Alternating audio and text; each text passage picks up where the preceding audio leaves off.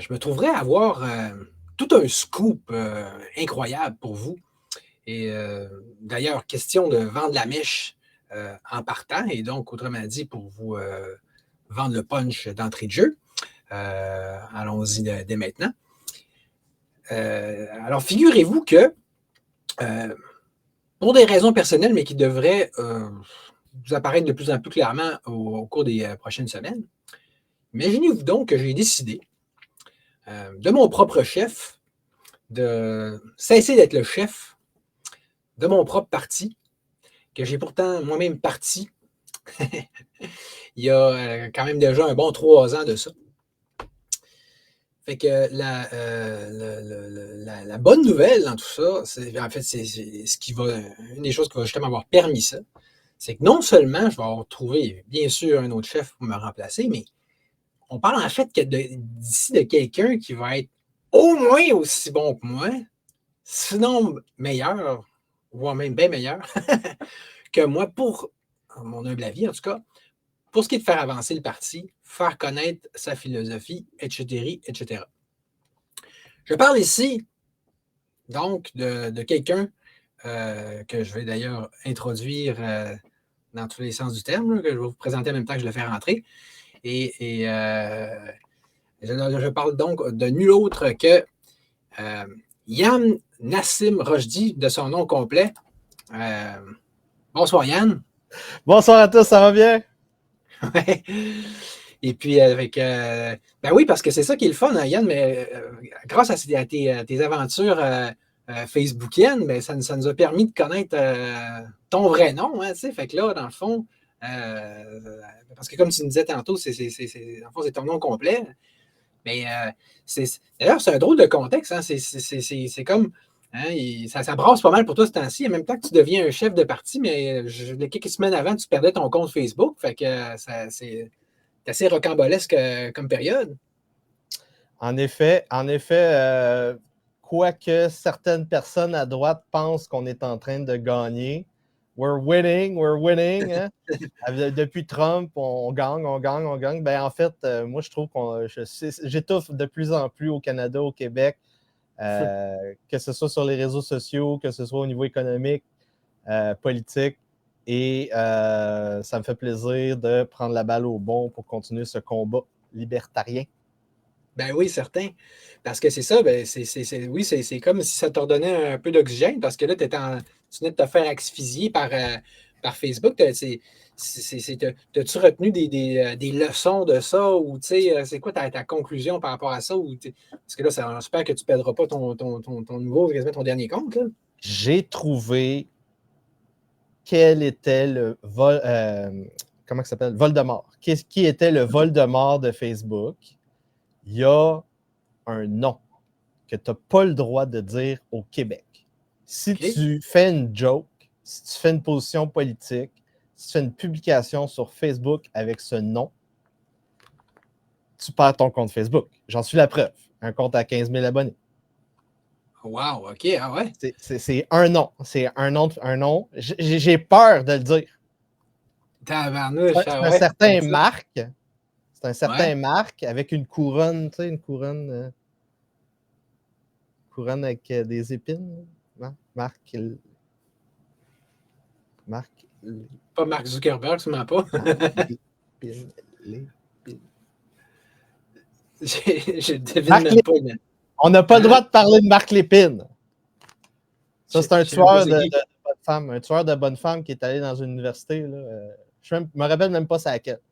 Donc, c'est un des gros. Je pense que c'est lui. C'est-tu lui, le scandale polytechnique, ou c'est un autre? En tout cas, whatever, t'as pas le droit de faire de joke de Marc Lépine. T'as pas le droit. OK. T'as pas le droit. Bon, ben c'est bon à savoir, hein?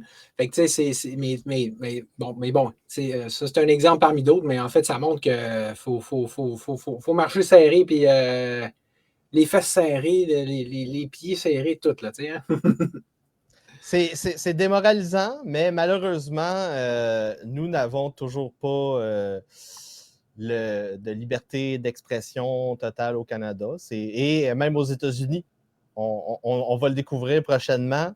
Il y a beaucoup de monde qui vont découvrir, en étant à gauche, qu'il y a des trucs que tu n'as pas le droit de faire, comme célébrer la mort de Charlie Kirk. Ben oui. Même si c'est pour troller. Même si c'est quoi, t'as dit? Même si c'est pour troller. Ouais. Parce que il y a des gens dans notre gang qui célèbrent ça, hein, qui disent, ben, 15, ça leur apprendra aux gauchistes. Puis moi, je suis la personne qui me disait ça. Je pense qu'on ne s'entend pas sur le principe de liberté. Pour moi, la liberté, si on y croit, c'est vrai pour la gauche comme c'est vrai pour la droite. Là. La censure de la droite, je ne la trouve pas plus drôle que la censure de la gauche. Je ne sais pas ce que tu en penses. Hein, mais... Ben, je vais en parler aussi demain avec Jean-François Gariepi dans le cadre de la Nouvelle Inquisition et on va être d'accord avec toi. On est obligé d'être d'accord avec toi parce que, prenons un exemple. Israël. Ouais. Si, OK, on suit la censure qui s'en vient des gauchistes parce qu'ils ont osé cracher d'en face de la tombe Charlie Kirk et sa femme, puis sa famille. OK.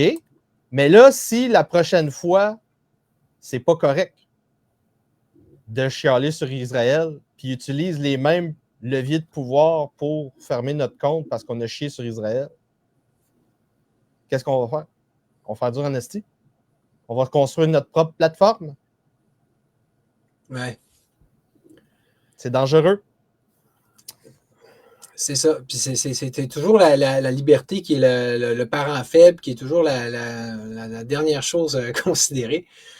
Fait que d'où le principe d'avoir un parti qui en fait la promotion de façon sérieuse et systématique.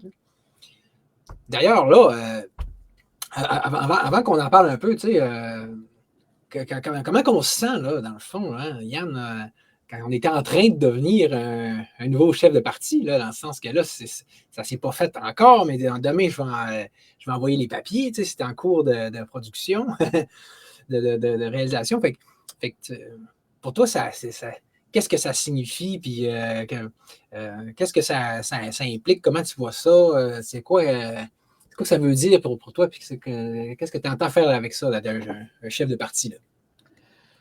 Là? Je fais pas ça pour le look.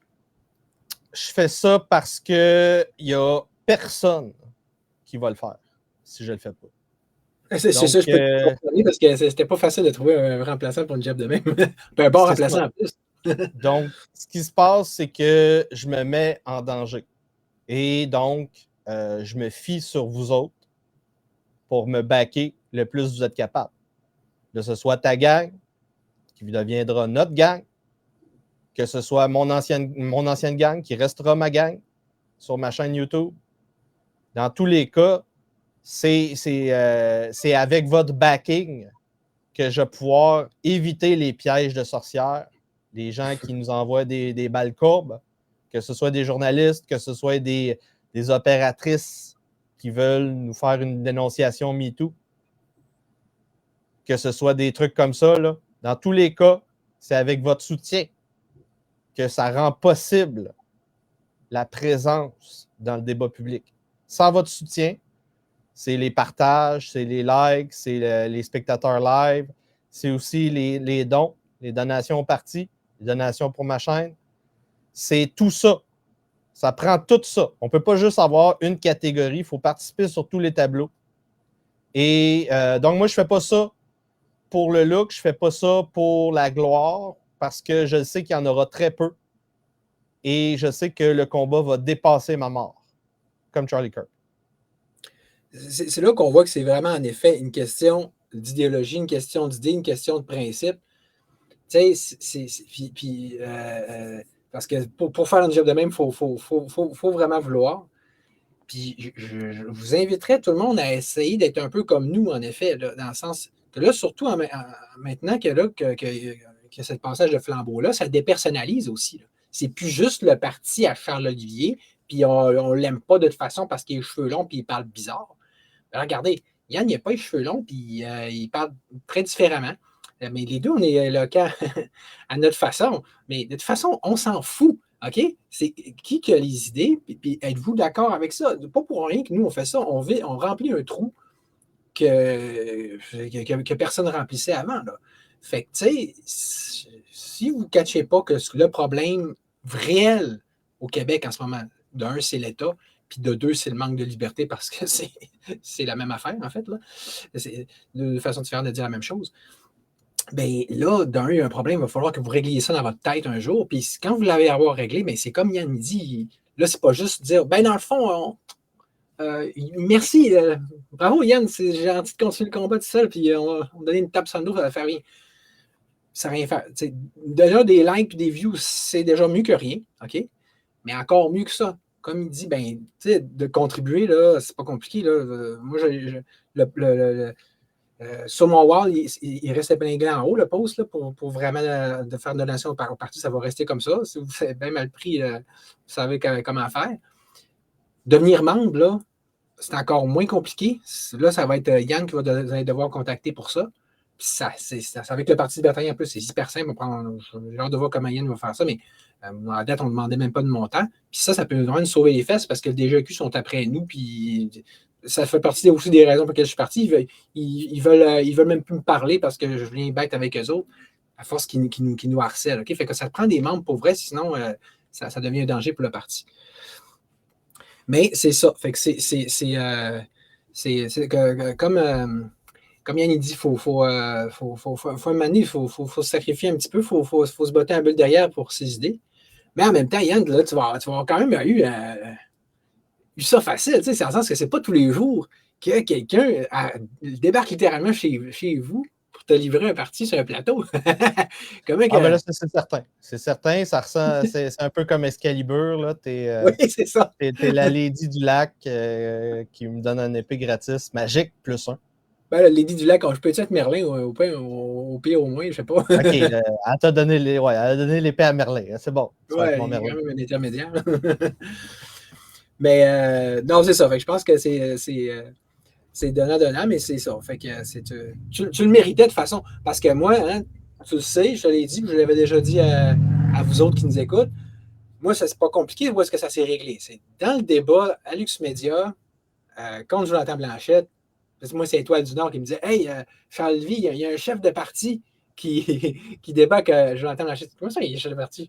Je l'aurais su. Puis comment ça? Puis quand je t'ai vu en action, dans le cas de le dire, je me suis dit, ouais, lui, il n'est peut-être pas encore chef de parti, mais il faudrait justement régler ça. Or, une des choses que j'étais vraiment content dans ce débat-là, c'est que c'était pas rien que ta verve et ton intensité, mais c'était de dire que tu mettais le doigt sur le bobo le principal du Québec, qui est celui du communisme. Tu étais la seule autre personne que j'ai entendu des fois là, ici et là, mais qui ose prendre ce terme-là. C'est un terme fort, c'est un terme controversé, mais justement, comment est-ce que toi, tu l'expliquerais là, aux Québécois, là, cette pédagogie-là, déjà en partant d'être capable d'imaginer puis de concevoir que oui, c'est une façon de voir conséquente au Québec de dire qu'on nage en plein communisme. Faut bien délimiter les structures qui gèrent nos vies. Donc, faut faire comprendre aux gens c'est quoi le ministère de la Santé et de l'Éducation, puis à quel point ça n'a aucune... Historiquement, ça n'a jamais existé, ces ministères-là. Faut faire comprendre aux gens que le système de revenus il a été inventé dans les années 50, 60 aussi. Le fait qu'on est enregistré avec un numéro de sécurité sociale, puis tout ça, c'est nouveau. C'est nouveau. Puis là, il y a des gens, ça s'appelle les centrales syndicales, la Caisse de dépôt, avec le ministère du Revenu, Conseil du Trésor. Cette gang-là nous dit pas c'est quoi les prix. Ils construisent des entités gouvernementales, puis ils nous disent pas c'est quoi ça coûte, c'est quoi le coût du service, puis ils occultent c'est quoi la qualité et la continuité des services qui sont censés donner à la population. Et le mot le plus simple, c'est du communisme. Donc, quand tu détruis la capacité d'avoir une économie qui est libertarienne, libérale, pro-liberté, peu importe comment vous voulez l'utiliser le mot, une économie normale, tu as une économie centralisée. C'est ça le communisme. C'est le gouvernement qui décide c'est quoi ton salaire, c'est quoi tes conditions de travail, c'est quoi les standards, c'est quoi les normes, c'est quoi les quotas, c'est quoi les prix. Et là, il n'y a plus rien qui existe. La seule chose que tu vois, c'est les pénuries puis la qualité des services qui bat. C'est la seule chose que tu vas voir dans ce système-là communiste. C'est vrai. Moi, quand j'en parle du communisme, c'est vraiment la centralisation de tout au niveau économique. C'est le premier symptôme du communisme.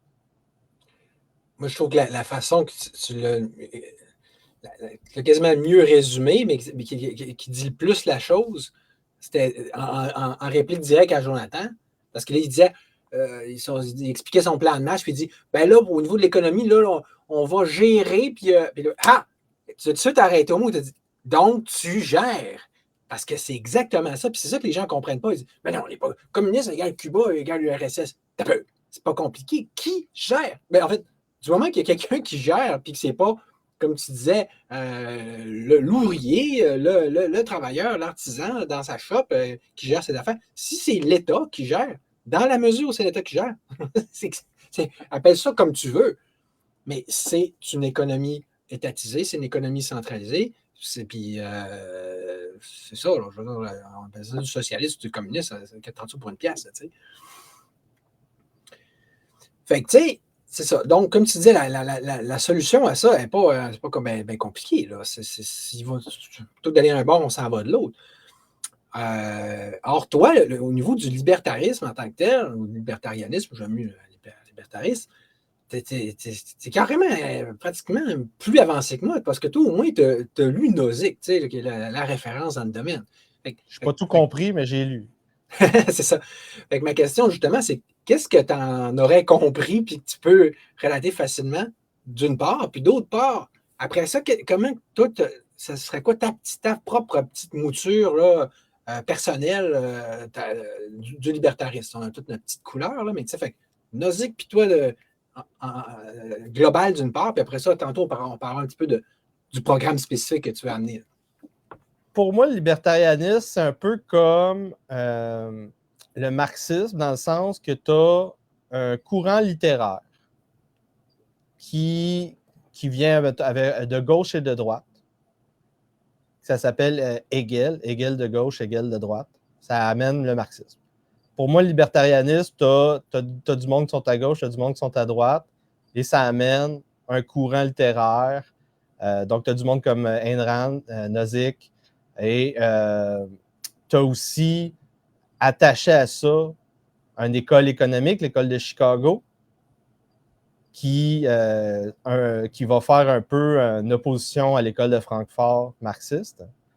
C'est un peu pour moi l'opposition de. Oui, qui a vraiment. Qui a pris naissance, cette opposition-là, en même temps que la guerre froide. C'est une opposition qui est vraiment plus littéraire que d'autres choses. Et l'idée, c'est que l'éthique, la morale classique de l'Antiquité n'existe plus depuis bien avant le Moyen Âge. Ensuite de ça, on a eu pendant plus d'un millénaire la morale, l'éthique chrétienne, qui réinterprétait les vertus classiques avec la Bible. Et là, Dieu est mort, Nietzsche le dit. Puis, qu'est-ce qui se passe? C'est qu'on a besoin de trouver d'autres repères de bien et de mal. Les marxistes amènent les leurs avec leur vision de l'histoire hegelienne. Les libertariens, eux autres, au lieu de rester sur l'histoire, vont parler d'objectivisme. C'est quoi? On va essayer de retrouver le chemin vers la vérité. C'est quoi la réalité? D'où est-ce qu'on vient?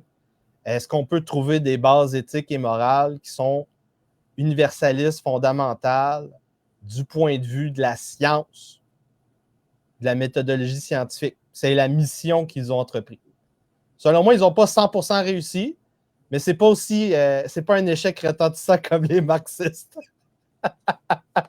C'est drôle parce que l'universaliste, c'est quand même un trait d'union entre les deux. Ça sous-tend aussi la démarche marxiste, l'air de rien, mais c'est pas de la même façon du tout. Là, ben pour moi, c'est toutes des schismes du christianisme et vision occidentale ses ontologies, ses philosophies, ses courants littéraires. C'est tout typiquement blanc, typiquement chrétien, typiquement occidental. Tu t'en vas n'importe où d'autre sur la planète. Quand tu rentres dans les terres, c'est le retour à la religion traditionnelle très rapidement et tous les sous-basements qu'il y a, des fois, le racial, culturel, civilisationnel, ethnologique, pourrait-on dire, à certains niveaux. C'est flagrant pour moi, mais donc, il y a des principes qui ressortent de cette vision libertarienne. Par exemple, au niveau de l'économie, c'est de prendre pour acquis que le monde est mondialisé avec la technologie et donc on est en compétition avec les autres marchés, donc il faut être compétitif et donc les subventions, ça ne fonctionne pas. Tu ne peux pas juste donner des subventions, puis juste donner des contrats gouvernementaux, puis avoir une économie qui va fonctionner. Ça ne marche pas. Dans les faits, ça ne marche pas. Sauf exception, ça ne marche pas. Il y a des occurrences où ça fonctionne. C'est souvent des contextes historiques bien précis, comme par exemple pendant une guerre. L'économie dirigée pendant une guerre, fair enough. Mais quand on est en temps de paix, au niveau historique, diplomatique, selon les traités, normalement, tu serais censé laisser tes entrepreneurs faire gagner leur vie et regarder le contexte mondial pour avoir une législation au niveau des taxes et des impôts, des amendes, tout ça, qui va être non pas, qui ne vont pas casser les reins de tes entrepreneurs, leur motivation, leur volonté de travailler. Et c'est ça qu'on fait. C'est ça qu'on fait au Québec. Fait que ça, c'est le courant économique. Tu as aussi le courant qui est plus moral, éthique. Les libertariens, c'est la version de laisser faire. Si c'est le principe de, comment ils appellent ça, si ma position n'empiète pas sur tes pieds, je te laisse faire. Donc, si tu t'attaques à mes libertés par ta position, c'est plus la même chose. C'est plus la même chose. Si tu me mets en danger, je vais réagir jusqu'à ce que j'ai besoin de plus réagir. Donc, ça, c'est des principes comme ça que les libertariens ressortent au niveau littéraire. Et donc, pour moi, au niveau politique, les positions libertariennes sont intéressantes, surtout quand la plateforme est simple. Et quand les buts, ce sont des buts clairement délimités, comme par exemple la chainsaw à Javier Milei. Littéralement. À Fuera. Ouais. D'ailleurs, c'est quoi ces fameux buts, ces volets, ces différents volets de ce qui va être ton programme? Parce que je crois comprendre que sans nécessairement flusher entièrement le mien, ça va ressembler à ça pareil un peu. Ben, pas dans les faits. Dans les faits, je peux très bien recycler ce que tu vas avoir dans ta plateforme pour, mettons, que j'ai des programmes ministériels à mettre quelque part dans des cartons. Mais le but, c'est d'avoir un message qui est tellement simple que ça va marquer les esprits. Puis, on n'a pas besoin de 30 pages de propositions. Les propositions vont venir de c'est quoi la mission. Il y a 3 missions, les 3 piliers. À partir des piliers, on va rentrer ta liste de propositions là-dedans. Derrière les piliers, il y a toujours plus de propositions. Mais si on veut lancer un programme, c'est toujours plus simple d'y aller avec des priorités. Faut que tu te dises que, vu qu'on est dans une démocratie, je vais faire un discours du trône de 15 minutes quand je vais être premier ministre. Et ce discours du trône-là va mettre de A à Z, c'est quoi les 3 priorités. De ces 3 priorités-là, là, on part d'un autre sujet. Allez voir c'est quoi les plans des propositions. Et le monde normal ne suit plus rendu là. Ils ne suivent plus. Donc, c'est très simple. Les positions du baron Rochdy, très simple. Les feux référendaires. Les feux référendaires, c'est à l'image de Afuera, la chainsaw à Javier Milei, c'est combattre le communisme étatique. Donc, par exemple, pour chaque nouvelle loi, on en veut 2 ou 3 qui vont être abrogées pour qu'on puisse commencer à penser qu'il y a un petit peu trop de lois, puis il faudrait en enlever. Un autre exemple, tout ce qui est taxes et impôts qui sont inéquitables, ça va passer en référendaire au feu. Tout ce qui est certains ministères qui servent à rien parce qu'ils ont des pénuries de services, il y a une perte de continuité et de qualité dans les services, le gouvernement n'est pas efficace. Feu référendaire. Et le feu référendaire, là, évidemment, on peut le faire à l'Assemblée nationale, le vote pour abolir le ministère de la DPJ. On n'a pas besoin d'un référendum de la population au complet. Donc, feu référendaire, c'est juste une allégorie, c'est une image pour dire on va utiliser le processus démocratique pour abroger des trucs, fermer des ministères, abolir des taxes et des impôts inéquitables.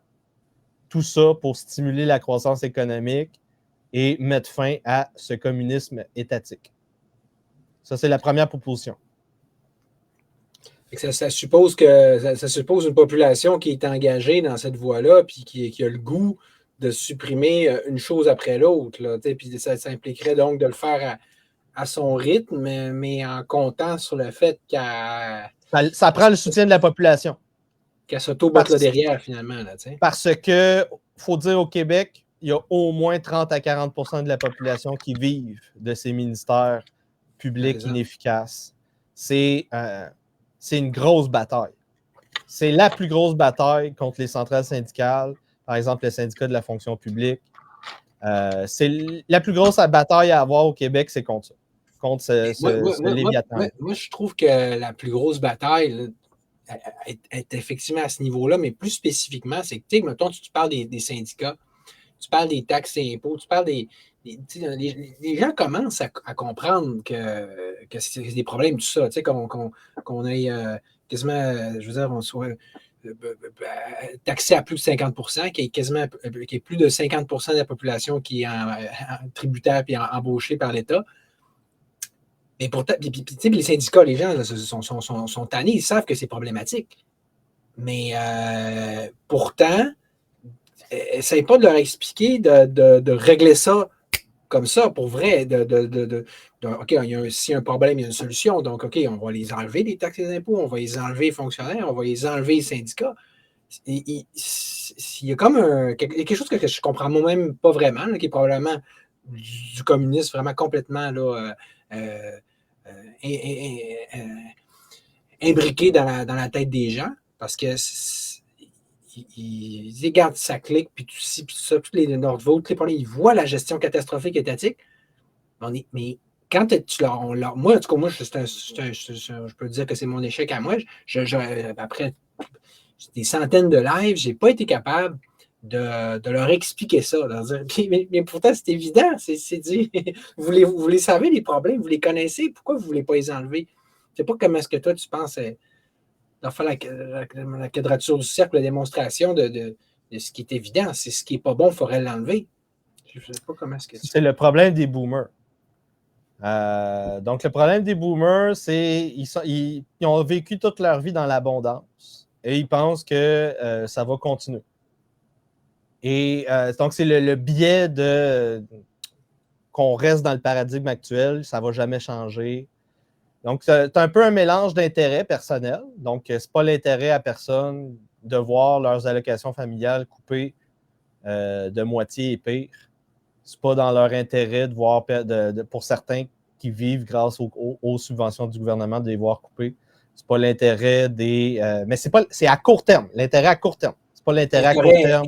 Individuel à court terme plutôt que l'intérêt sociétal, collectif à long terme. C'est ça qui est drôle. On a l'air très individualiste, le libertarisme, mais pour réussir à aller là, il faut penser vraiment collectif, en fait. C'est la seule chose que les libertariens ont été capables de mettre de l'avant pour arriver à raisonner la perte à court terme pour le bien à long terme au niveau moral. C'est la seule chose qu'ils ont été capables de déterminer, être capable de voir plus loin, de se projeter plus loin. Si tu n'es pas capable de te projeter plus loin, tu es comme un animal. Donc, tu vas manger quand tu as faim, tu vas te soulager quand tu as envie, tu vas zigner une petite blonde, puis tu vas la trucider parce que tu croises dans un transport en commun. C'est la seule chose qu'on peut faire. Donc, faut raisonner avec les gens, mais malheureusement, les gens, dans l'écosystème actuel, ne veulent pas raisonner. Tu ne veux pas prendre 5 minutes, 15 minutes à écouter un fou furieux qui s'appelle Baron Rochdy ou le chef Charles Olivier du Parti libertarien du Québec qu'il n'a pas le droit de passer à la TV, donc pourquoi je perdrais mon temps à l'écouter? C'est ça le problème. Le problème, c'est qu'il n'y a pas d'offre. Le problème politique au Québec, c'est que l'offre médiatique ne permet pas la réelle opposition. Mais pourtant, tu sais, me compare avec un Jonathan Blanchette, là, qui a la même offre médiatique, c'est ses réseaux sociaux.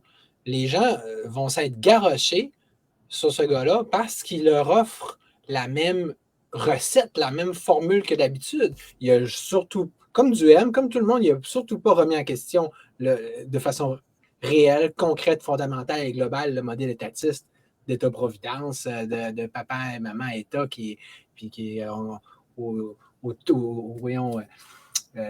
tétines desquelles on boit toutes, là. Au contraire, il en a rajouté. Il dit je vais jouer au Père Noël encore plus, je vais étatiser ci, nationaliser ça, puis donner des petits bonbons à tout le monde. Puis je vais faire un show, je vais faire mon gros mal alpha, blablabla, je chiale, mais les solutions, c'est moins clair. Tu sais, les gens, ils ont embarqué là-dedans. Putain, depuis le début, je leur disais, oui, mais. C'est quand même un bon showman. C'est ça l'affaire. C'est un bon showman. D'une certaine manière, il faut assumer que faire la politique, c'est un petit peu de showbiz. C'est un peu donc de. Faut prendre la place. C'est ça la démocratie. La démocratie, c'est le régime des gens qui parlent le mieux. Là, le niveau d'être performateur, d'être dans la performance, ça va avec c'est quoi le type de mission que tu vas entreprendre. Donc, évidemment, si tu es un hypocrite, tu vas plus être dans le performatif. Si tu es quelqu'un qui est authentique, tu vas souvent prendre, comme moi, des décisions qui vont mal passer à court terme. C'est ça le problème. Le problème, c'est que à court terme, il n'y a pas d'offre politique. À moyen terme, les offres sont souvent populistes et démagogiques.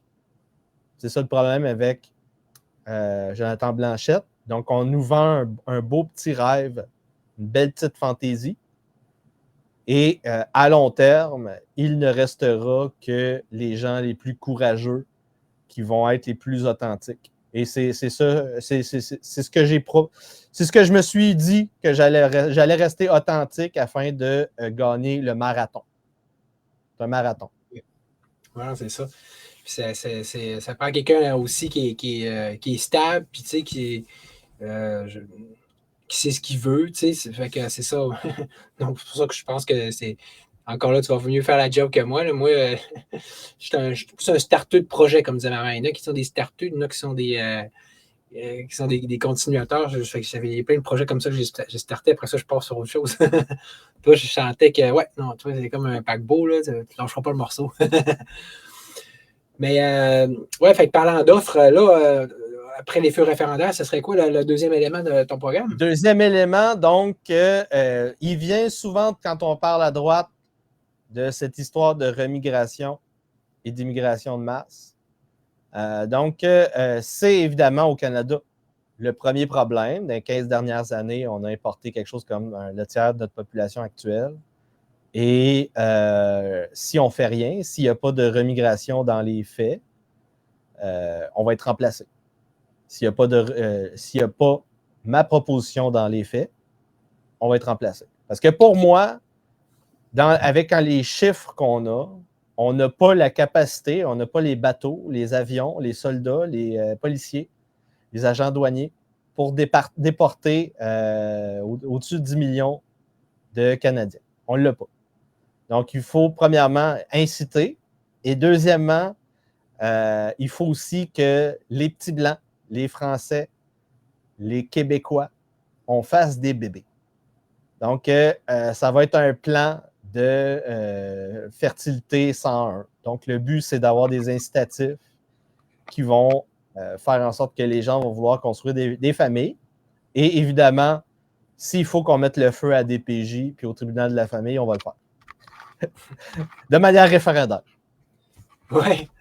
Puis quand tu parles d'inciter, sinon les autres en venir à la conclusion qu'il serait mieux le plus possible, de façon volontaire, de peut-être remigrer, ce serait quoi des incitatifs encore là que tu penses qui pourraient être envisagés? Ben, tu sais, les chrétiens, ils ont inventé la monogamie socialement renforcée. Moi, je crois qu'il y a beaucoup de trucs qui sont socialement renforcés dans ces histoires d'urbanisme, ces histoires de démographie, de fertilité. Donc, pour moi, je pense qu'avec une bonne campagne marketing, une bonne campagne d'influence médiatique, une bonne campagne culturelle, on peut très facilement inciter ces hordes à quitter le territoire sans les foutre en prison, sans utiliser l'armée. Et on peut aussi faire la même chose, inciter les femmes québécoises à former des familles et à avoir des enfants, plutôt que les faire avorter comme 25% des Gen Z. Ouais. Sounds fair. Puis le troisième élément, donc?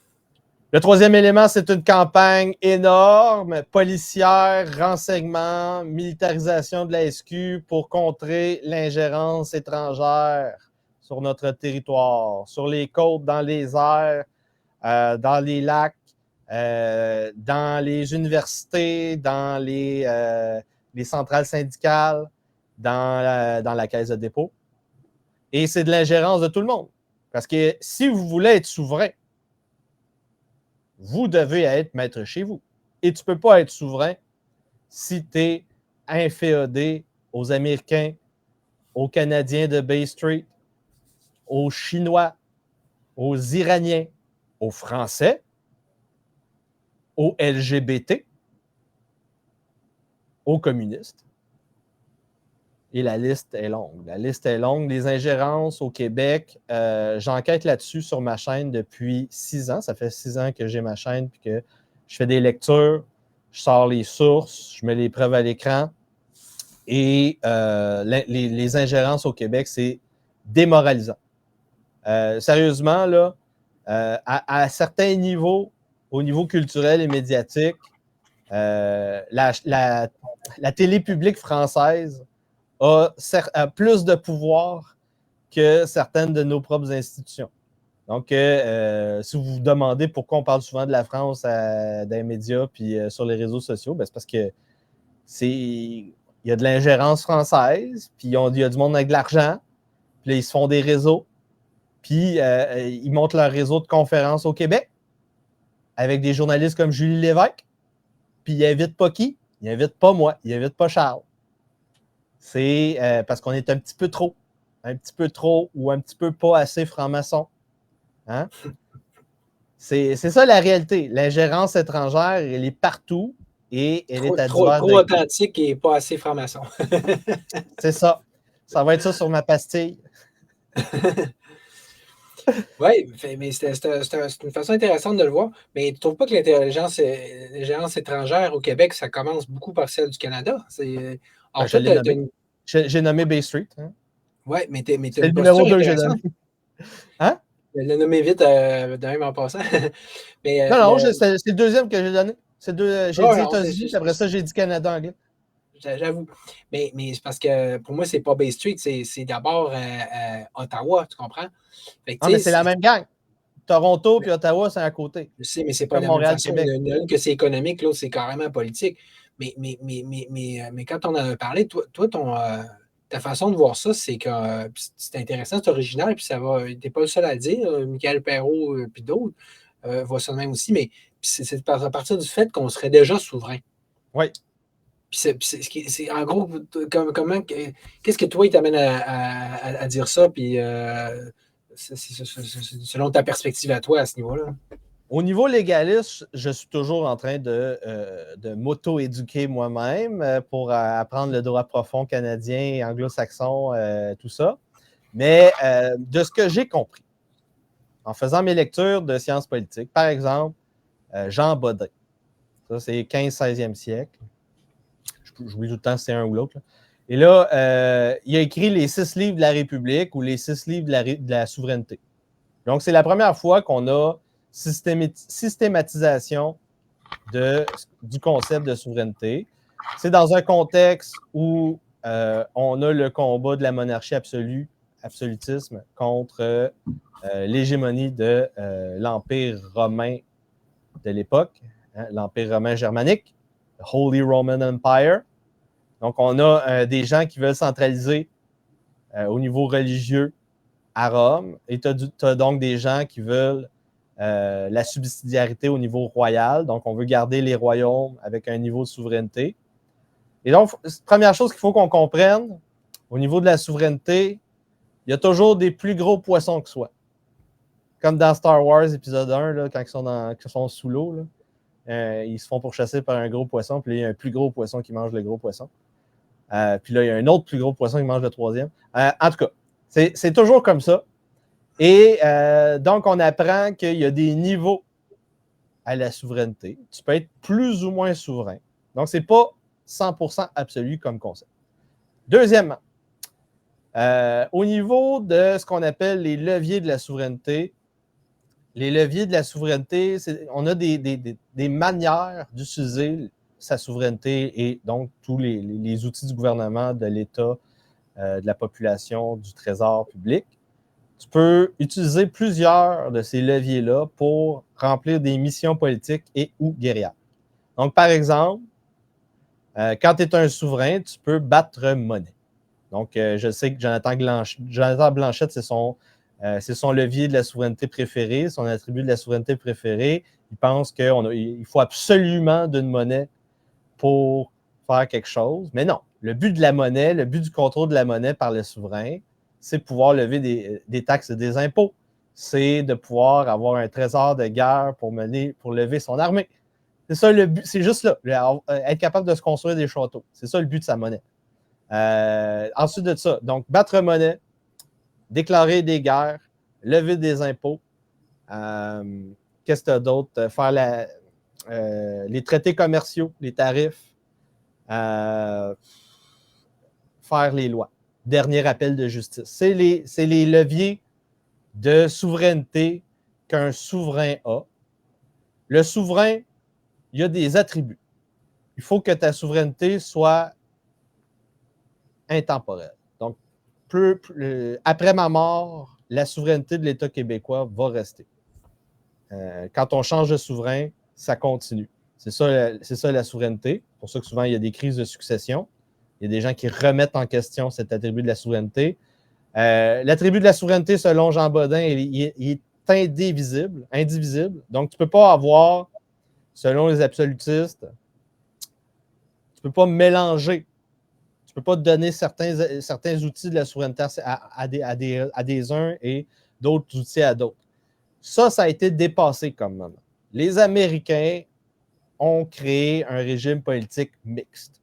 Et là, donc, quand on veut dépasser cette vision de la science politique de Jean Bodin au niveau de la souveraineté, puis qu'on veut accepter que monarchie, démocratie, aristocratie, c'est un petit peu dépassé comme terme, on arrive aux États-Unis avec les papiers fédéralistes, Federalist Paper, et là, on commence à jouer dans la notion de pouvoir et contre-pouvoir. Donc, le but du jeu aux États-Unis pour dépasser la vision du souverain indivisible, c'est que tu crées un congrès, puis un exécutif, une présidence, qui va littéralement se battre au niveau bureaucratique et au niveau politique pour se soutirer des objets de la souveraineté, des leviers de la souveraineté, contrecarrer des plans de centralisation des autres, C'est ça. Donc, c'est des visions. C'est là qu'on est rendu. Au niveau de la modernité, on a dépassé cette vision du monarque tout-puissant descendant de Dieu. Et là, l'idée, c'est qu'on a des pouvoirs et des contre-pouvoirs. Et donc, c'est ça. La souveraineté, c'est quoi? C'est la capacité de prendre des décisions au niveau politique et guerrier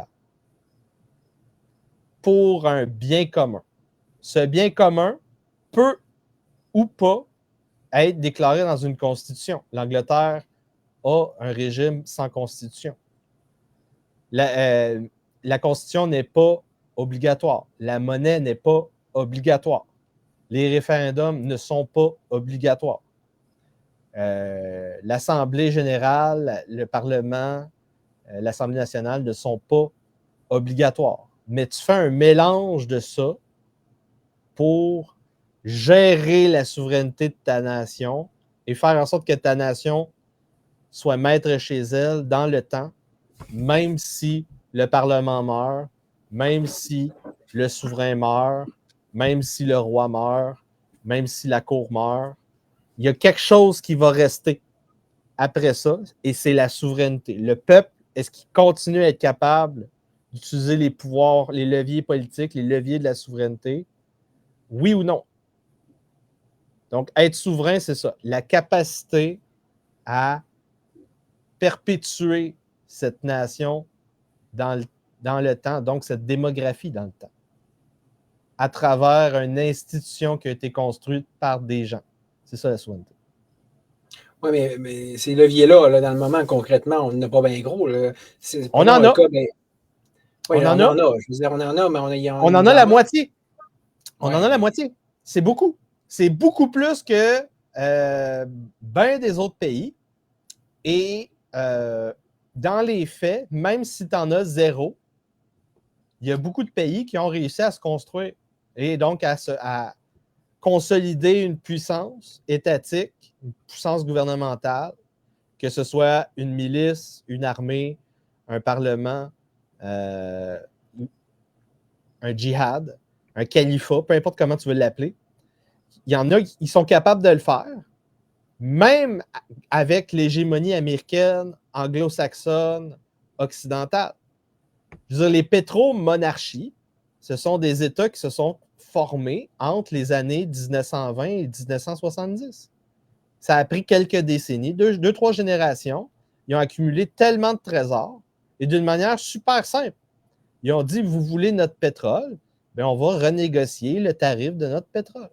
Ils n'ont pas eu besoin d'un référendum pour dire qu'on va être souverain face aux Américains. Ils ont juste dit non. On renégocie now le pétrole. Sinon, on coupe le robinet. C'est ça, être souverain. Un gros gage de la souveraineté, c'est pas tant j'ai-tu ma monnaie, j'ai pas ma monnaie, que j'ai-tu de la richesse ou pas de la richesse. La prospérité en elle-même est un vrai gage de souveraineté. C'est là que tu vois comment on se tire dans le pied avec notre socialisme à outrance qui appauvrit. C'est ça que ça fait toujours le socialisme. Là, on se calme, on devient encore plus dépendant de la péréquation de papa Québec, papa Ottawa. Puis là, on n'a pas trop de levier de force, là. Alors que si, au contraire, on parle libertarisme, par réellement libéral, on deviendrait enfin fort, enfin réellement maître chez nous. Non, on aurait peut-être un petit peu plus de levier par rapport à Ottawa. Du point de vue libertarien, on voudrait que les travailleurs, les gens qui font de l'argent, les travailleurs du Québec, on veut que les entrepreneurs reviennent. Première chose qu'on voudrait, on veut qu'ils reviennent avec leur trésor personnel. On veut qu'ils investissent au Québec. Donc, ça prend des projets qui vont être alléchants au niveau des investissements. Les gens vont se dire, je vais investir, je vais littéralement emmener mon gros camion dans le plan Nord, puis je vais être un sous-traitant pour des grosses mines. Il faut qu'on donne le goût aux gens qui ont de l'argent et de l'expertise à revenir au Québec parce que là, ils ne viennent plus. Ils ne viennent plus. Ils attendent quoi là, de ce temps-ci?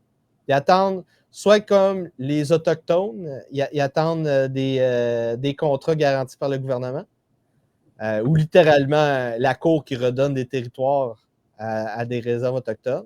Donc, on est en train de littéralement donner des bouts de territoire aux Autochtones au Canada. Et ils attendent quoi d'autre aussi? C'est les plantations. Ils attendent les zones libre-échange. Parce que ça, c'est l'avenir. Vu que tout est taxé trop fort, la seule manière qu'on va pouvoir développer le Québec, c'est si on crée des zones libre-impôt dans le Nord. C'est ça qu'ils vont nous dire dans les prochaines années. Ils vont ouvrir des concessions. Il y avait déjà dans les plans autour de la COVID des concessions russes, chinoises qui étaient en train de sur le bord de s'implanter au nord, là, nord du Québec, proche de l'Arctique, dans le Nunavut. Et non, c'est ça. Si on ne donne pas le coup de pouce fiscal, l'incitatif pour que les gens qui ont de l'argent recommencent à investir dans le trésor québécois, le trésor souterrain québécois, ça va être donné aux autres empires. Et on n'aura pas de pourcentage. Non, on va payer notre dette avec ça. C'est ça le plan. Le plan, c'est que présentement, les gens que je vais combattre littéralement au niveau verbal et partout sur la scène publique, ces gens-là vendent le trésor présent et futur et nous n'aurons pas de pourcentage, à moins qu'on se revendique souverain. Ça, il faudrait que tu l'expliques un petit peu mieux parce que, tu sais, si je me fais l'avocat du diable ou je me fais l'avocat de ces gens-là, parce que c'est un vieux dilemme au Québec. Là. On a toujours l'impression qu'on se fait voler, non sans raison, qu'on se fait siphonner notre sous-sol et qu'on n'a jamais rien, nous, en contrepartie. Tu sais, c'était ça le point aussi de Joe Blanchette et de tous ceux qui sont pour la nationalisation, que je trouve qui est une aberration incroyable, mais il faut vraiment avoir pas compris que c'est ce qu'on regarde Hydro-Québec. Là, tout le monde capote sur Hydro-Québec. Oui, mais ça fonctionne-tu bien, Hydro-Québec? Ou c'est de la chenoute? En tout cas, mais là, ce qu'on se rentre nous sur les mines, tout ça, l'idée, c'est que, tu sais, c'est parce qu'on est trop taxé.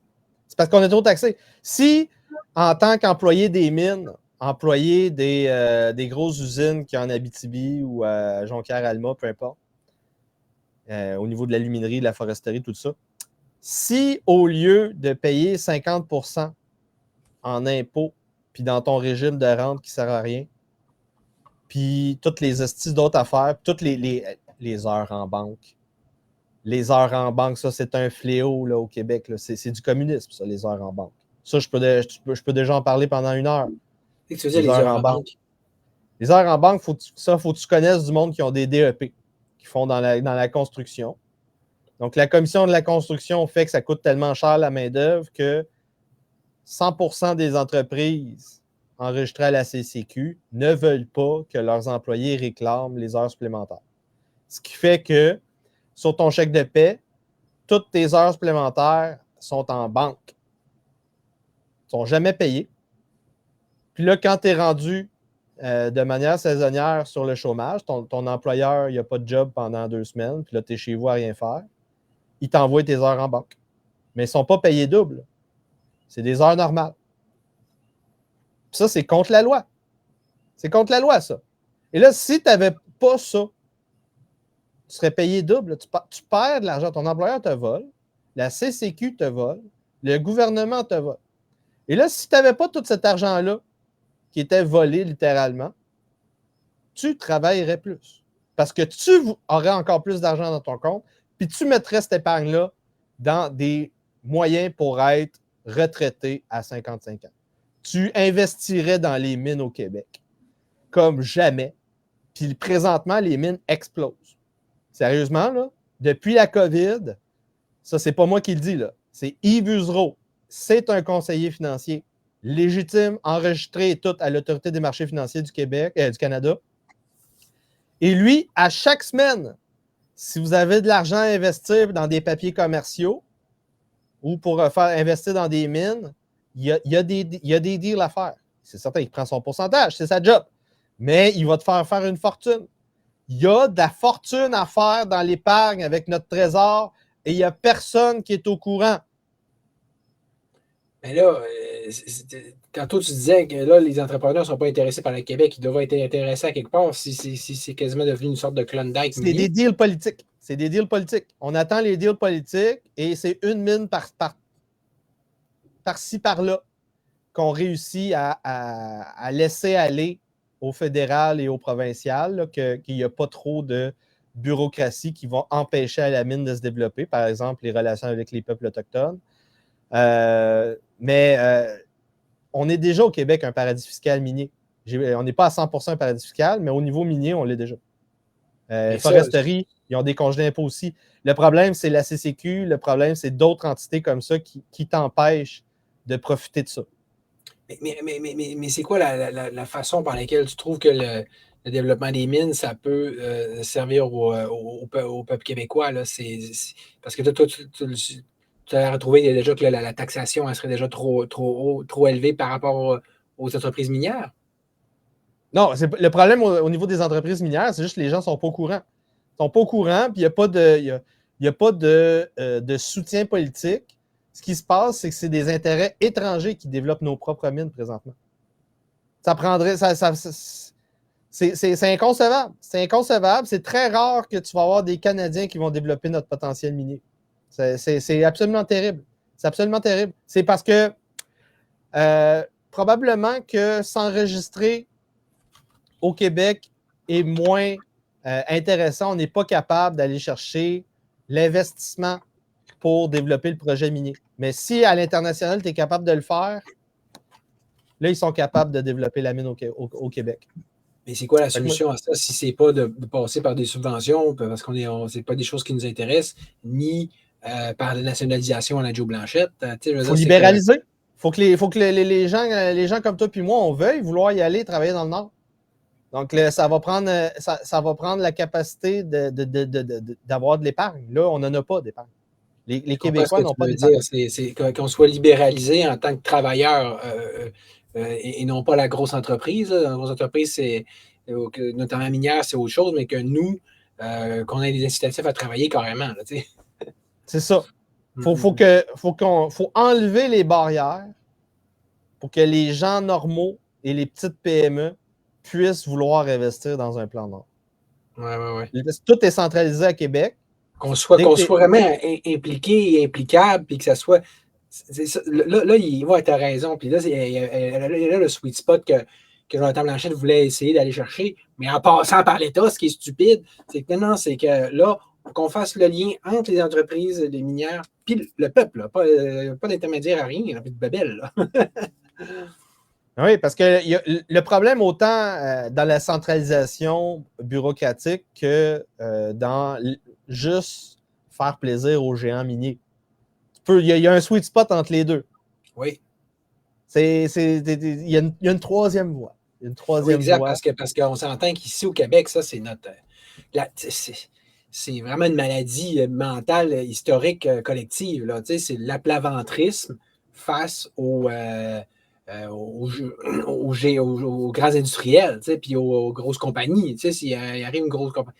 Ici, c'est l'Alcan, région. Fait que, on les laisse tous scraper. On leur fait des deals spéciales. Puis, c'est de tout faire pour les accommoder, là, mais on ne sent pas nécessairement que. Au final, on a plus l'impression de se faire avoir qu'autre chose. Je pense pas que c'est avec ces gros-là que ça se joue. Là, c'est souvent une question de normes, passer d'une PME à une grande entreprise. Et les normes, c'est une taxe déguisée. Faut que les gens comprennent ça. Et que le plan, c'est dans la libéralisation, c'est de couper ces manuels de normes-là, les brûler de manière référendaire. Et donc, vu qu'il n'y a plus vraiment de subventions, il n'y a plus vraiment de barrières dans les roues, de bâtons dans les roues, le terrain de jeu il est égalisé pour tout le monde.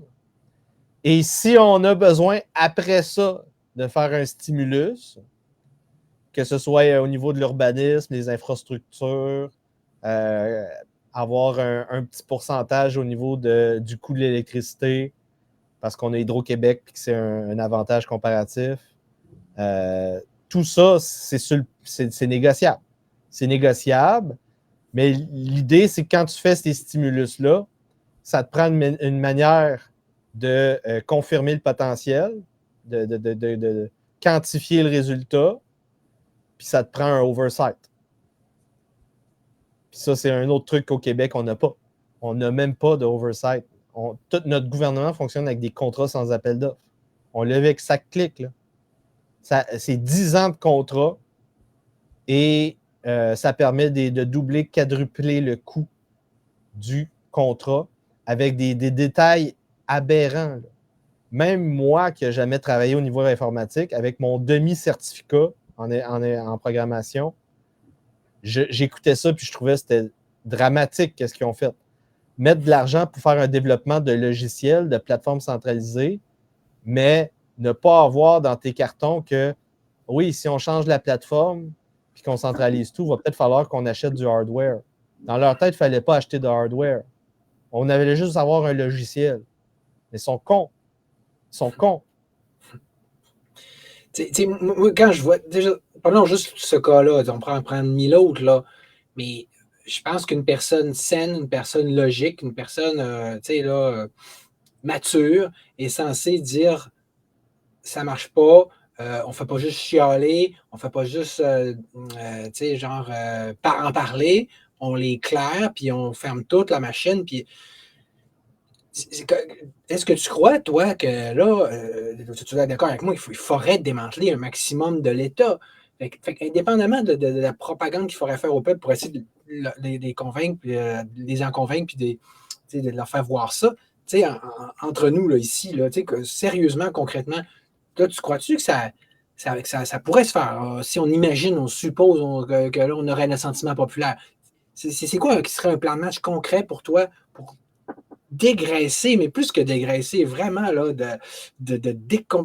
d'enlever un maximum de l'appareil étatique parce que c'est ça le libertarisme jusqu'aux dernières nouvelles, là, pour qu'il n'y ait plus jamais d'affaires comme ça, mais pour donc envisager un mode de fonctionnement, c'est quand même que ce ne soit pas la catastrophe, l'anarchie non plus, et donc qui fonctionne, mais avec, je ne sais pas, peut-être idéalement. Ça prend un Doge. Ça prend un Doge avec une réelle volonté politique. Et c'est ça le problème que Elon Musk a eu. Il n'y avait pas de réelle volonté politique. Ils se sont rendus compte qu'il y avait beaucoup de l'argent de l'Empire américain qui servait à des fins politiques partout sur la planète. C'est pour ça qu'ils n'ont pas coupé tout ce qu'ils devaient couper. Et donc, ils ne sont pas arrivés au trillion de dollars à Elon Musk. Et nous, il faut qu'on le fasse pour de vrai. Il faut qu'on le fasse pour de vrai.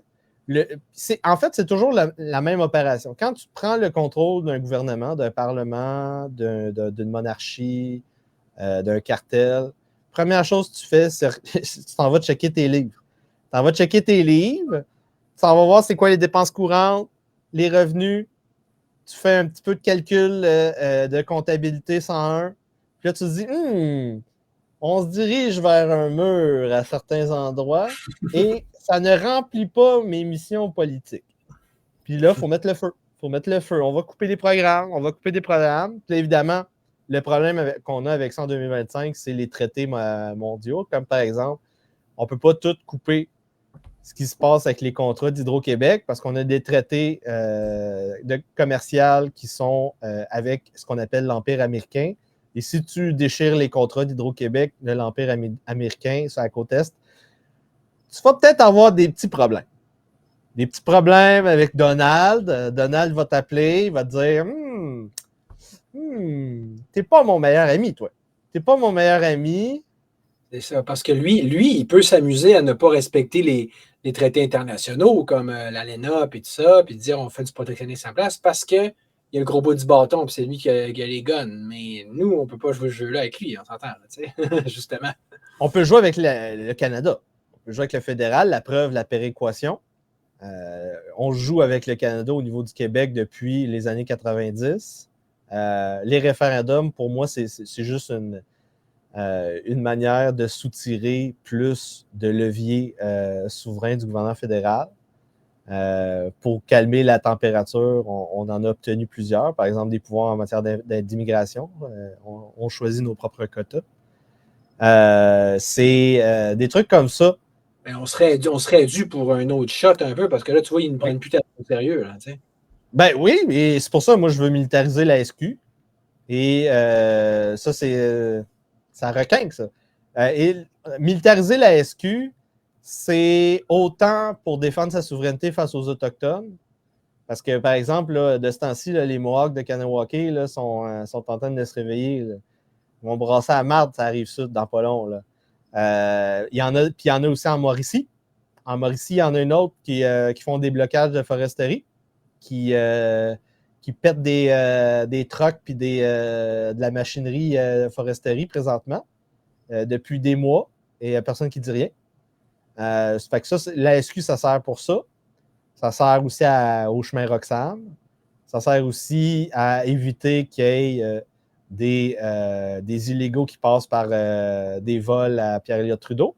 Donc, évidemment, même si c'est fédéral, tu peux très bien mettre ta SQ juste à côté de la frontière de Pierre-Éliott Trudeau. Tu sais, tu te rappelles, pendant la COVID, là, il disait, là, ça arrive plein pendant Pierre-Éliott Trudeau, on ne peut plus rien faire, c'est une immigration de masse. Puis là, François Legault, il disait, oh là là, fédéral, vous allez devoir faire quelque chose. Il avait juste envoyé de la SQ, pas sur l'aéroport, mais à côté de l'aéroport. C'est un chemin pour rentrer dans l'aéroport. Il y en a un. Donc, tu bloques ce chemin-là et paf, tu es obligé de passer tes papiers et il n'y aura pas de programme d'immigration fédérale qui va passer. Tu sais, c'est comme les manifestations des prières de rue. Les prières de rue sont illégales dans le code de la sécurité routière. Si tu bloques la voie publique, le policier peut t'arrêter n'importe quand. C'est tout. C'est tout. Donc, il y a une raison pourquoi ils font des prières de rue depuis le 7 octobre 2023, puis c'est parce qu'ils en ont besoin. Ils veulent qu'il y ait des prières de rue. Valérie Plante veut qu'il y ait des prières de rue. Et tu veux dire qu'ils en ont besoin? Ben, que ce soit pour faire chier les péquistes, que ce soit parce qu'ils sont islamo-gauchistes et qu'ils veulent faire chier Israël, que ce soit parce que c'est des gauchistes et ils ne veulent pas l'attention sur eux autres, fait qu'ils veulent l'attention sur les islamo-gauchistes. Tout le monde a intérêt présentement aux prières de rue. Tu comprends? C'est comme un jeu. C'est littéralement un jeu. C'est capturer le drapeau. C'est ça. Fait que c'est ça. Pour répondre à ta question, ça prend une guerre 5e, 6e génération pour mettre fin à ces cartels-là au Québec. Le communisme. Donc, c'est 30-40% de la population qui sont inféodés à un système communiste sur la Caisse de dépôt de placement, les centrales syndicales et les entités comme la CCQ, l'UPA, l'Union des producteurs agricoles, la Commission de la construction du Québec, l'Ordre des médecins, l'Ordre des ingénieurs. C'est quelques entités comme ça qui gèrent toutes et gèrent toutes mal. Rajoutons le barreau là-dedans.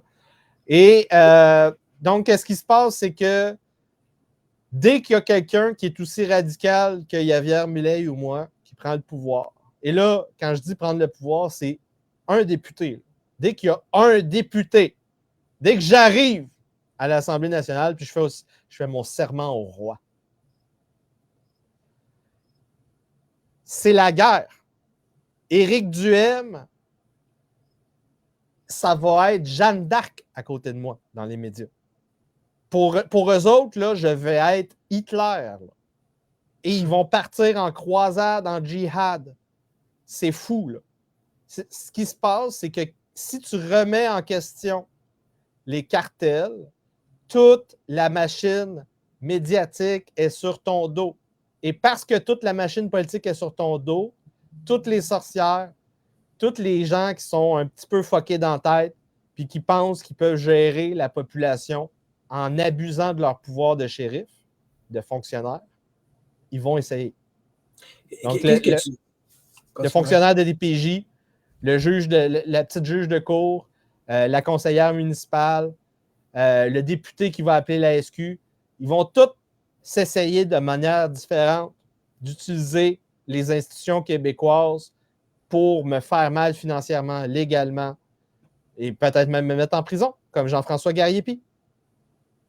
Puis quand tu parles des cartels, moi j'ai une idée un peu vague, relative à peu près de ce que tu veux dire, mais comment tu définirais ça plus spécifiquement? Parce que tu as l'air à savoir un peu de quoi tu parles. Cartel, oligarchie. Ça, c'est le synonyme. L'oligarchie, c'est l'aristocratie corrompue. L'aristocratie, c'est le régime des meilleurs, les mieux, les nobles, la noblesse. Ça, c'était l'aristocratie. L'Union des producteurs agricoles au Québec, c'est un syndicat. Et pour avoir un tracteur plaqué, donc qui va sur la voie publique au Québec, il faut que tu sois membre de l'UPA. Et là, donc, on force les gens qui veulent faire l'industrie agroalimentaire, on les force à joindre un seul syndicat.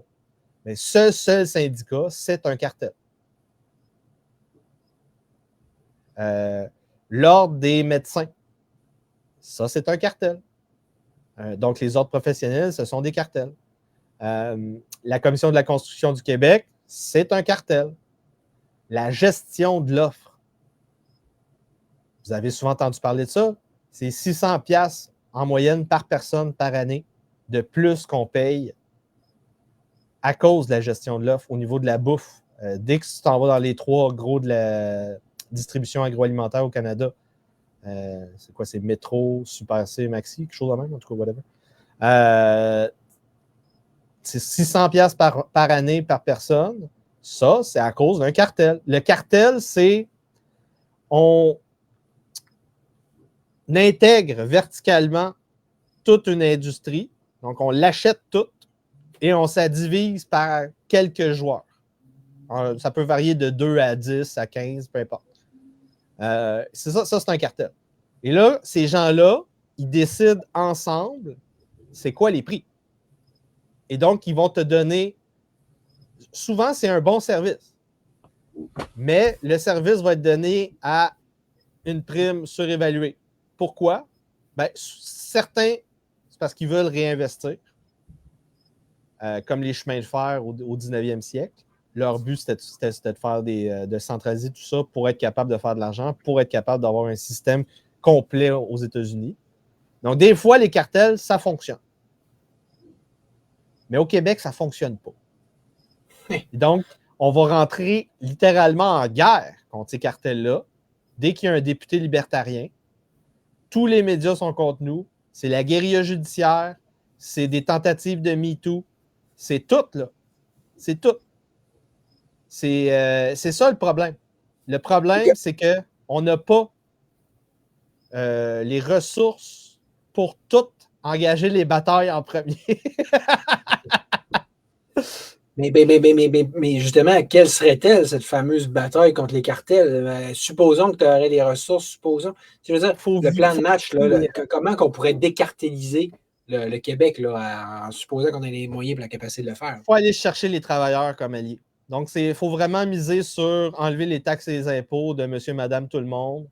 Et il y a beaucoup de gens qui vont accepter bien des affaires si au moins on leur donne ça. Si Trump avait donné des congés de taxes et impôts à la population normale, pas juste aux ultra-riches, dans le budget de cette année, il n'aurait pas perdu le soutien de la base MAGA dernièrement, selon moi, même avec les problèmes, tous les autres problèmes qu'il y a. Là. Juste en donnant ce nanan-là, plutôt que juste donner des congés d'impôts aux ultra-riches, Trump il aurait gardé une partie de sa base. Là, il est tout en train de la perdre parce qu'il accumule les bévues. Oui, je comprends, mais tu sais, mettons, là, tu parles de l'acceptabilité sociale, tu sais, fait que, on va dire ça. Mais il faut tailler les travailleurs de ton bord. Donc, pour avoir les travailleurs de ton bord, on va leur couper les taxes et les impôts. Oui, mais au-delà de leur faire plaisir avec ça, parce que de toute façon, pour un libertarien, c'est pas juste un ananas de couper les taxes, c'est vraiment, ça fait partie du concept. Mais je veux dire, l'État, tu peux le dégraisser facilement. C'est ça. Mais il me semble ces cartels-là. Pour payer les coupures de taxes, il faut qu'on dégraisse l'impôt. Tu comprends? Ça va venir en même temps. Oui, je sais. Mais c'est parce que ces cartels-là, ils sont quand même souvent semi-étatiques. Mettons, lors des médecins, ils ne vont pas disparaître de même du jour au lendemain. C'est-tu pour moyen d'une loi spéciale ou l'UPA, qu'on on les interdit d'exister ou je ne sais pas? Ça va être des projets de libéralisation bien ciblés. Tout ce qui est arrivé dans le système de la santé là, depuis, je te dirais, Philippe Couillard. Donc, quand ils ont commencé à essayer de le réformer, là, l'idée était parfaite. C'est juste qu'au lieu de décentraliser, ils ont centralisé. Donc, tu sais, ça prend le même genre d'offensive médiatique qu'il y a eu à cette époque-là pour contrer les centrales syndicales et l'ordre des médecins. C'est tout. Là, présentement, ils sont en train de peut-être arriver à la solution finalement. Là. Parce que là, ils sont en train de commencer une bataille pour changer le mode de rémunération des médecins. Ça, c'est un genre de truc qui change toute la game. Si tu réussis juste à changer le mode de rémunération des médecins, si tu réussis à... un autre exemple que je pourrais faire, ça serait au niveau de la CCQ. On va... moi, c'est simple. Là. Le combat que je ferais contre les centrales syndicales, c'est mettre fin à la formule RAND. C'est tout. Donc, le prélèvement à la source, on va arrêter ça. On arrête le prélèvement à la source, ce qui fait que on ne peut pas te forcer à joindre le syndicat. Et that's it. Ça va être une sale bataille, par exemple. Ça va être une sale bataille, mais ça va changer les choses. Que tu n'as peut-être plus besoin d'être enregistré à la centrale syndicale pour ton métier. C'est une fortune qui va te retourner dans les poches. Et c'est ça, ça serait probablement ma première bataille que je ferais, ouais.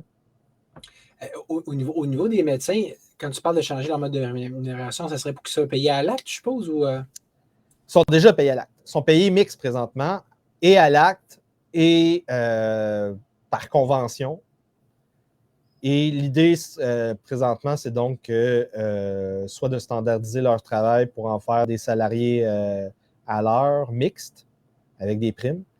C'est ce que j'ai vu dans les plans, là, mais ce n'est pas confirmé. Mais ça coûte une fortune parce qu'ils sont payés à l'acte, puis leurs ressources sont mal utilisées présentement à cause de ça. Et moi, anyway, au niveau du système de santé, moi, je fermerais à peu près tous les hôpitaux. Il resterait quelques centres universitaires. Sinon, le modèle de l'hôpital, économiquement, il n'est pas efficace. Tu ne fais pas de profit. Il n'y a pas de continuité de service. Et même la structure de l'hôpital a été mal pensée. C'est plus une prison qu'un lieu pour guérir. Ça ressemble à une prison. ça serait comme l'avenir, ça serait plus de partir sur ce qu'on appelle les cliniques de santé, là, qui peuvent être, qu'on voit plus facilement privées d'ailleurs. Là, tu sais, là. Ça, tu as tout ce qui est réserve, tout ce qui est asile à l'extérieur, maison de séjour. Tu veux que la personne qui est en train de combattre quelque chose, une maladie, qui vient de faire une chirurgie, tu veux qu'il dorme bien. Donc, ça te prend des lumières normales, très basses, très peu de stimulus, très peu de bruit, très peu de lumière. Ça te prend de la nature, ça te prend des fleurs, ça te prend des couleurs. Au lieu d'avoir des murs blancs, des murs beiges. C'est démoralisant. Donc, des structures comme ça, plus petites, ça te prend aussi par exemple, au niveau du modèle des chirurgies, là, au lieu d'avoir ça dans un hôpital avec une salle de chirurgie, tu vas avoir l'avenir, là, c'est comme des containers. Et là, tu vas avoir 2, 4 salles de chirurgie dans des containers qui sont, comment on appelle ça, pression négative. Donc, tu as l'aération qui fait que c'est très facile de maintenir un niveau d'asepsie pour avoir de contamination. Et sur cet endroit-là, tu vas avoir un chef d'opération qui est un chirurgien de haut niveau qui est responsable de 2, 4 internes qui font, avec des externes, avec des infirmières qui font les chirurgies. Et tout ça, c'est mobile. Tout ça, c'est modulisable. Ça, c'est le futur, par exemple, de la chirurgie. Le futur de la chirurgie, c'est à ça que ça ressemble. Il y a déjà des cliniques comme ça qui existent un peu partout sur la planète. Quand tu regardes Blacklist, la série avec Raymond Reddington, Il utilise ça souvent quand il est blessé d'une blessure par balle. Il s'en va dans une salle d'opération qui est cover, clandestine, cachée. Et c'est ça l'avenir. Mais tu Ça coûte moins cher. Oui, c'est ça, mais justement, ça coûte moins cher en soi, c'est bien beau, mais qui paie, dans le sens, là, ici, en ce moment, on sait, on a un super système. Là, ça c'est du vrai socialiste, du vrai communiste pur. Soit la santé, l'éducation, c'est pleinement géré par l'État, puis c'est pleinement dysfonctionnel. Mais là, si on arrive pour faire autre chose, tu comprends? Parce que là, ma question, il va y avoir deux possibilités dedans. Ça serait-tu d'aller vers le système américain, système style américain, ou ben donc de faire un peu comme, mettons, moi j'en parlais avec l'équipe autonomiste, avec Steve Thérion et Louis Chandonnet, on s'entendait pas mal pareil sur cet aspect-là, d'aller avec des bons de remboursement. Oui. Tu sais, que soit au niveau de la santé, de l'éducation, des garderies, tu te dis, regarde, on privatise tout, mais tu sais qu'on va donner une chance un peu, tu sais, comme si Steve, la notion d'équité, c'est de dire, tu sais, les femmes, les enfants, tout ça, on ne veut pas que le libertarisme, ça serve à leur rentrer dedans non plus, tu sais, puis comme starter le monde, puis que ce soit au niveau de l'éducation dans la vie, puis après ça, on va te restarter parce que tu as eu une blessure, mais on ne veut plus que ça soit géré par l'État, tout simplement. Fait que toi, tu as l'air sympathique à ce genre d'idée. 100%. 100%, en fait, au niveau de l'éducation de la santé, je pense que c'est la meilleure solution à court terme. Bon. Commencer à chiffrer. Donc, à chaque fois que tu vas aller à l'hôpital, on va te donner une facture, même si tu ne payes pas. Oui, juste oui, pour que tu vois combien ça a coûté, combien que ça t'a coûté, même si tu n'as pas rien payé. Et deuxième chose, c'est ça, donner les bons aux gens pour qu'eux-mêmes puissent prendre la décision de manière souveraine. Oui, c'est ça. Je vais me guérir de cette manière-là, je vais m'éduquer de cette manière-là. Oui. Je suis un grand garçon. Je prends ma petite argent, comme l'argent de poche que papa m'a donné, mais au moins, c'est mieux que ce soit papa qui fasse tout pour moi et qui me dise quoi faire. Tu sais, là, au moins, j'ai un petit peu plus de dépendance. Tu sais. Oui, c'est ça. C'est une manière de redonner le pouvoir dans les mains des gens à un moment où on sent qu'on ne l'a pas. On le voit qu'on ne l'a pas. On le vit qu'on ne l'a pas. On l'a vu avec la COVID. On ne l'a pas. Pour l'avoir, on ne l'a pas. Il nous bloque l'accès. La charte nous dit qu'on a droit et il refuse de nous donner le service. De quoi ça? Peu importe. La charte, ça dit c'est un service public. Donc, on est tous égaux, même si on n'est pas vacciné. On est censé recevoir le service. Oui. C'est ça. Puis ils ont bloqué ça. C'est ça quand c'est des mains de l'État.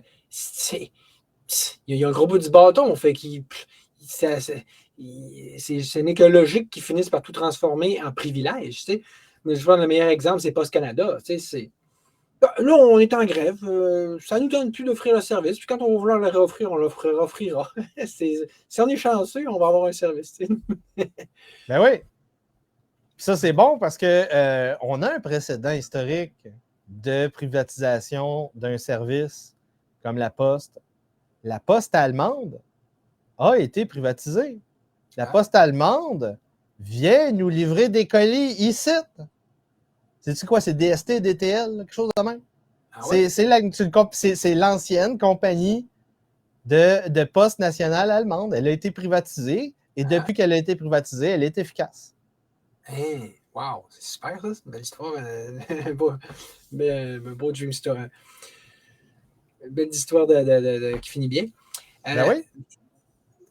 Puis tu sais, je trouve qu'il arrive avec les histoires de bons, là, comme on donnait, là, comme on disait, c'est que c'est aussi surtout une très belle façon d'appliquer le libertarisme sans que ça fasse comme en Argentine. Oui. Hein?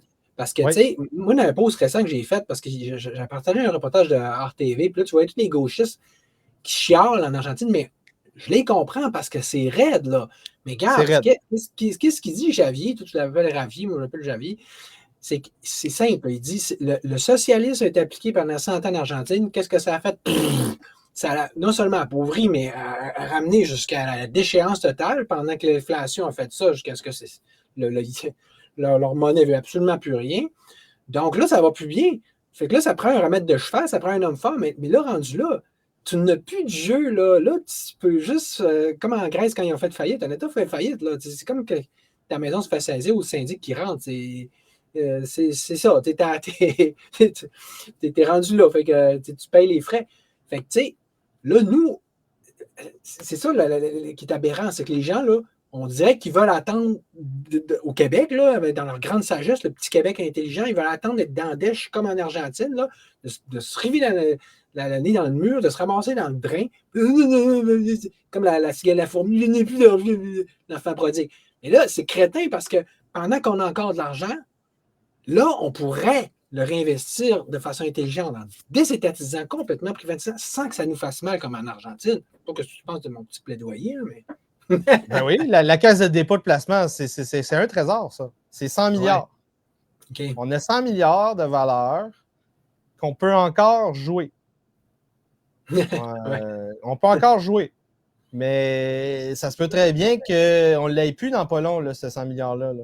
Mais comment qu'on joue? Parce que là, tu sais, c'est encore là, c'est comme quand Joe Blanchette dit je vais gérer, ou tu sais, le thème qu'on prend dans le communisme moderne, on dit je vais investir, justement. Hein. Mais c'est ça, c'est l'investissement. Mais là, deux manières. C'est encore l'État qu'il faut qu'il réinvestisse pour compenser les erreurs de l'État. Tu sais. C'est ça le problème. C'est ça le problème. Ben Donc, oui. ce qui se passe, c'est qu'il y a deux manières que tu peux investir. Soit que tu utilises l'épargne, soit que tu utilises la dette. C'est tout. Donc là, on a de l'épargne. Donc, on peut utiliser cette épargne-là. On peut aussi prendre ce trésor-là puis acheter de la dette. Donc, on pourrait donc avoir la caisse de dépôt de placement qui s'en va s'endetter. On pourrait avoir aussi Joe Blanchette qui, lui, au lieu de prendre la caisse de dépôt, il dit qu'il va prendre le sous-sol québécois puis il va s'endetter. C'est ça sa monnaie. Sa monnaie basée sur le sous-sol québécois, c'est acheter de la dette sur les marchés en disant que vous allez pouvoir piller notre sol. Donc, ça, c'est tout. Donc, soit qu'on fait venir des investisseurs qui ont de l'épargne, soit qu'on utilise notre trésor directement ou indirectement pour en faire de la dette. Il n'y a pas de 10 000 manières différentes. C'est tout. Donc, moi, mon plan que je t'avais dit tantôt, c'était plutôt d'enlever des barrières pour que les gens veuillent investir. Donc, j'avais déjà répondu à ta question, dans le fond. Et c'est ce que tu voulais. Parce que tu ne veux pas que l'État s'endette pour des projets qui ne fonctionneront pas. Pour ça, moi, je dis que si on enlève les bâtons des roues économiques des PME, peut-être aussi des grandes entreprises, mais moi, je ne vais pas focusser sur les grandes entreprises. Je vais focusser sur les PME parce que c'est 70% des jobs au Québec. On focus là-dessus, on les laisse développer le plan Nord, on les appuie, on donne des congés fiscaux, on donne des bons. Et selon moi, c'est une meilleure proposition. C'est une proposition qui n'est pas micromanagériale, c'est pas centralisé. Et ça va éviter de sacrifier notre trésor actuel ou futur avec la dette. Surtout que ça, on ne se trompe pas. Ça a déjà été appliqué. Chaque fois que c'est appliqué, ça marche. En ce moment, c'est appliqué en Argentine. Puis ça, cet aspect-là fonctionne très bien. Les entrepreneurs en Argentine, ils disent on n'a plus de red tape. On veut importer aussi, c'est pas compliqué. C'est les tarifs douaniers. Des gens veulent s'importer eux-mêmes en Argentine, ils veulent travailler, ils peuvent facilement. Écoute, là, c'est pas. On n'invente pas la roue là, avec les libertaristes. Tu veux savoir ce qui m'a le plus troublé dans mes dernières lectures sur le 19e, le 20e siècle? C'est tous les blocages protectionnistes en Occident, en Europe, en Amérique du Nord, au Québec, au Canada, aux États-Unis. Tous les blocages au niveau de la libéralisation, au niveau de l'économie, tous les blocages de cartels, au niveau protectionniste, c'est en premier bloqué par les centrales syndicales. Partout. C'est les syndicats, les gauchistes qui sont les plus protectionnistes en Occident. C'est pas si surprenant, mais ça. Moi, ça me surprend. Moi, je m'attendais à ce que ce soit les gens de droite qui, avant les années 60, là, je m'attendais à ce que ce soit les gens de droite aussi. Non. C'est 100% la gauche qui était protectionniste depuis le milieu du 19e siècle. Et c'est grâce à eux, en premier, pas à 100%, mais en premier, c'est grâce à eux que tout est bloqué. Les grandes centrales syndicales, par exemple, l'industrie maritime nord-américaine et américaine, c'est des syndicats qui sont plus régionales, donc côte ouest, Golfe du Mexique, Golfe de l'Amérique, côte est. Tu as aussi le trafic côtier intérieur, tu as le trafic inter-océan. C'est toutes des conférences différentes. Et donc, ces conférences-là, ça, c'est les employeurs qui se sont mis ensemble. Donc, ça, c'est des trusts. Donc, ça, c'est des cartels. Donc, tu as le cartel des centrales syndicales contre le cartel des plus gros employeurs régionaux ou industriels. On va appeler ça des employeurs de secteur.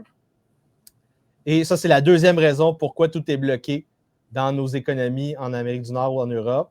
La première raison, c'est les syndicats. La deuxième raison, c'est quelques gros joueurs très subventionnés par l'État qui, eux, ne veulent pas qu'on recette le jeu, veulent toujours avoir leur subvention et leur protection parce qu'ils savent qu'ils ne sont pas compétitifs versus le reste de la planète. Exact. C'est là que le libertarisme, donc le libéralisme, finalement, rejoint l'anarchisme. Kropotkin disait, écoute, la raison pour laquelle on a un État qui fait des lois, c'est pour protéger les privilèges des grands et des puissants, qui sont donc déjà gros, riches et puissants. Fait que c'est sûr que c'est très justicier, c'est très pro-populaire, là, être en fait libéraliste. C'est ça que les gens ne comprennent pas. Ils se disent, ben oui, vous êtes des méchants capitalistes. Non, c'est tout à l'envers. Le privé, c'est vous. C'est vous, le privé. Oui, c'est ça. Puis les gros nanans, les gros méchants qui veulent leur nanan, ils sont les premiers en dessous de la jupe de l'État. Là. Le BS corporatiste, c'est les premiers à s'arranger avec les bureaucrates puis les syndicalistes et les syndicalistes. Exact.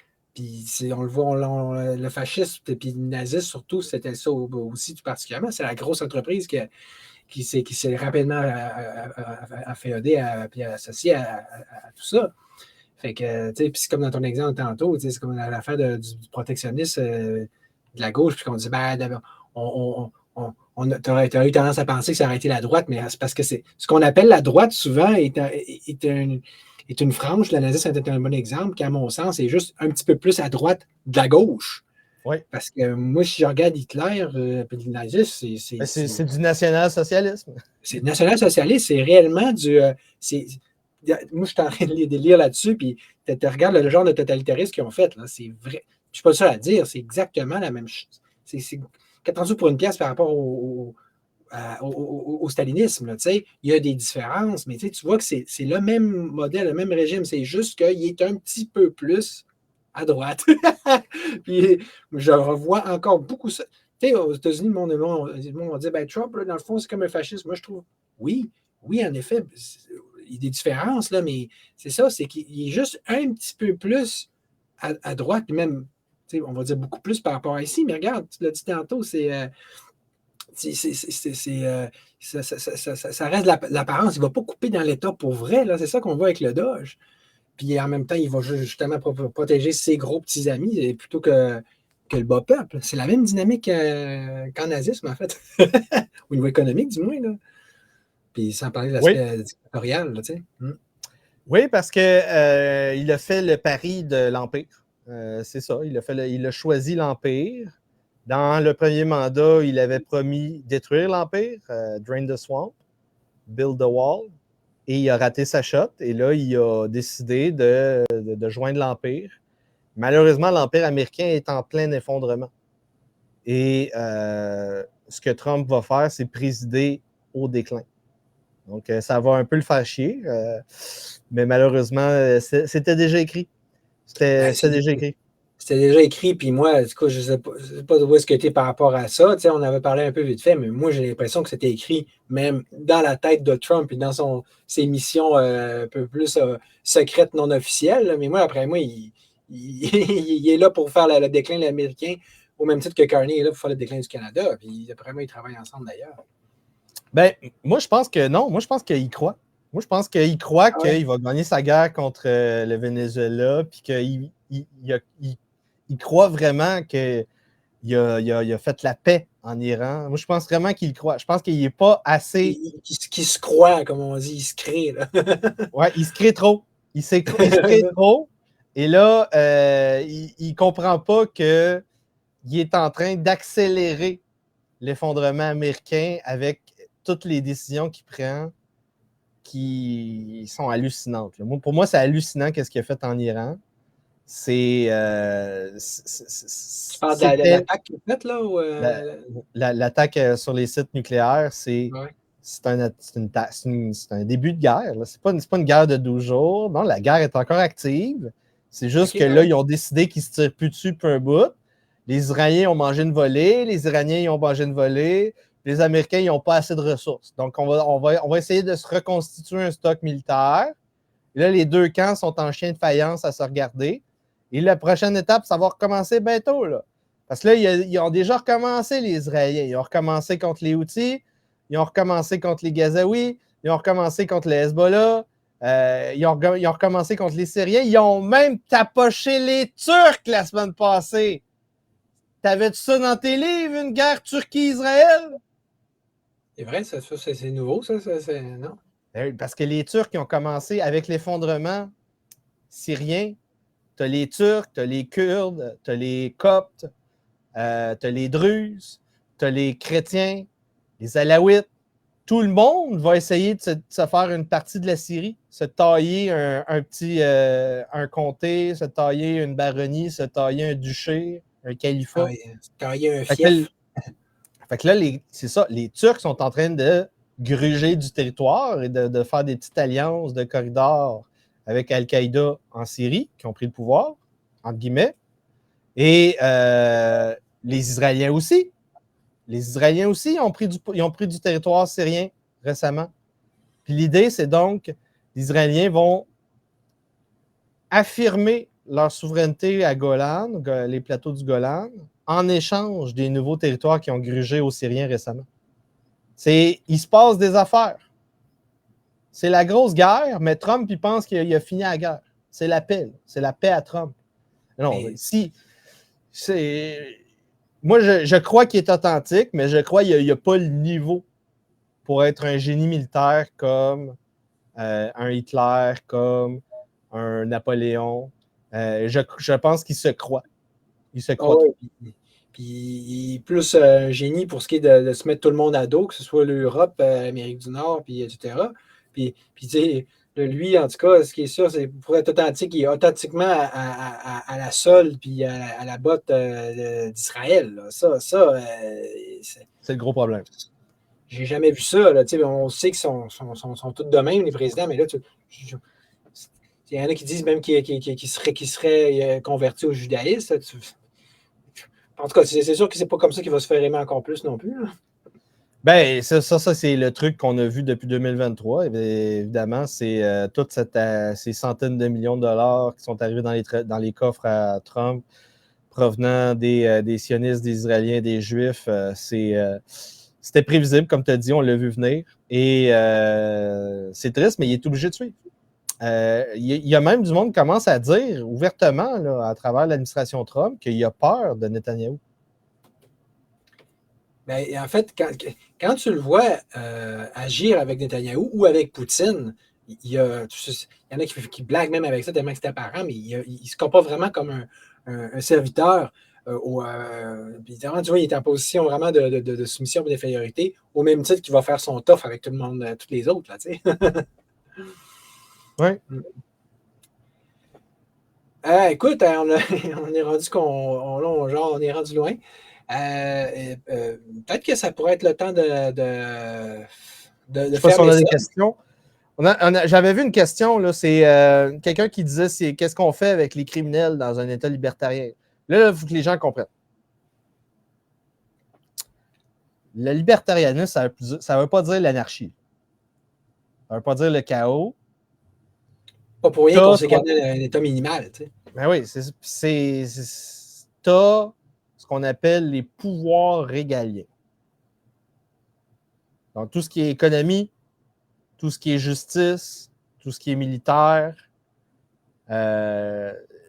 ordre public, ça, c'est les pouvoirs régaliens. Donc, tout État qui existe doit avoir ça. Donc, de là à dire qu'il n'y a pas rien dans un État libertarien, non, il n'y a pas rien. Tu as un ministère de la Justice, tu as un grand chancelier, tu as un code de loi, tu as peut-être une constitution si tu en as besoin et tu en veux une. Puis, tu as des codes de procédure. Ben oui, puis tu as des criminels qui s'en vont en prison. Mais moi, je suis d'accord, sauf que, tu sais, tu parlais tantôt des cartels, là, puis tu l'as évoqué, le barreau, comment que c'est pas, à date, c'est pas un succès reluisant au Québec, là, même de ce qu'on peut en voir en gros.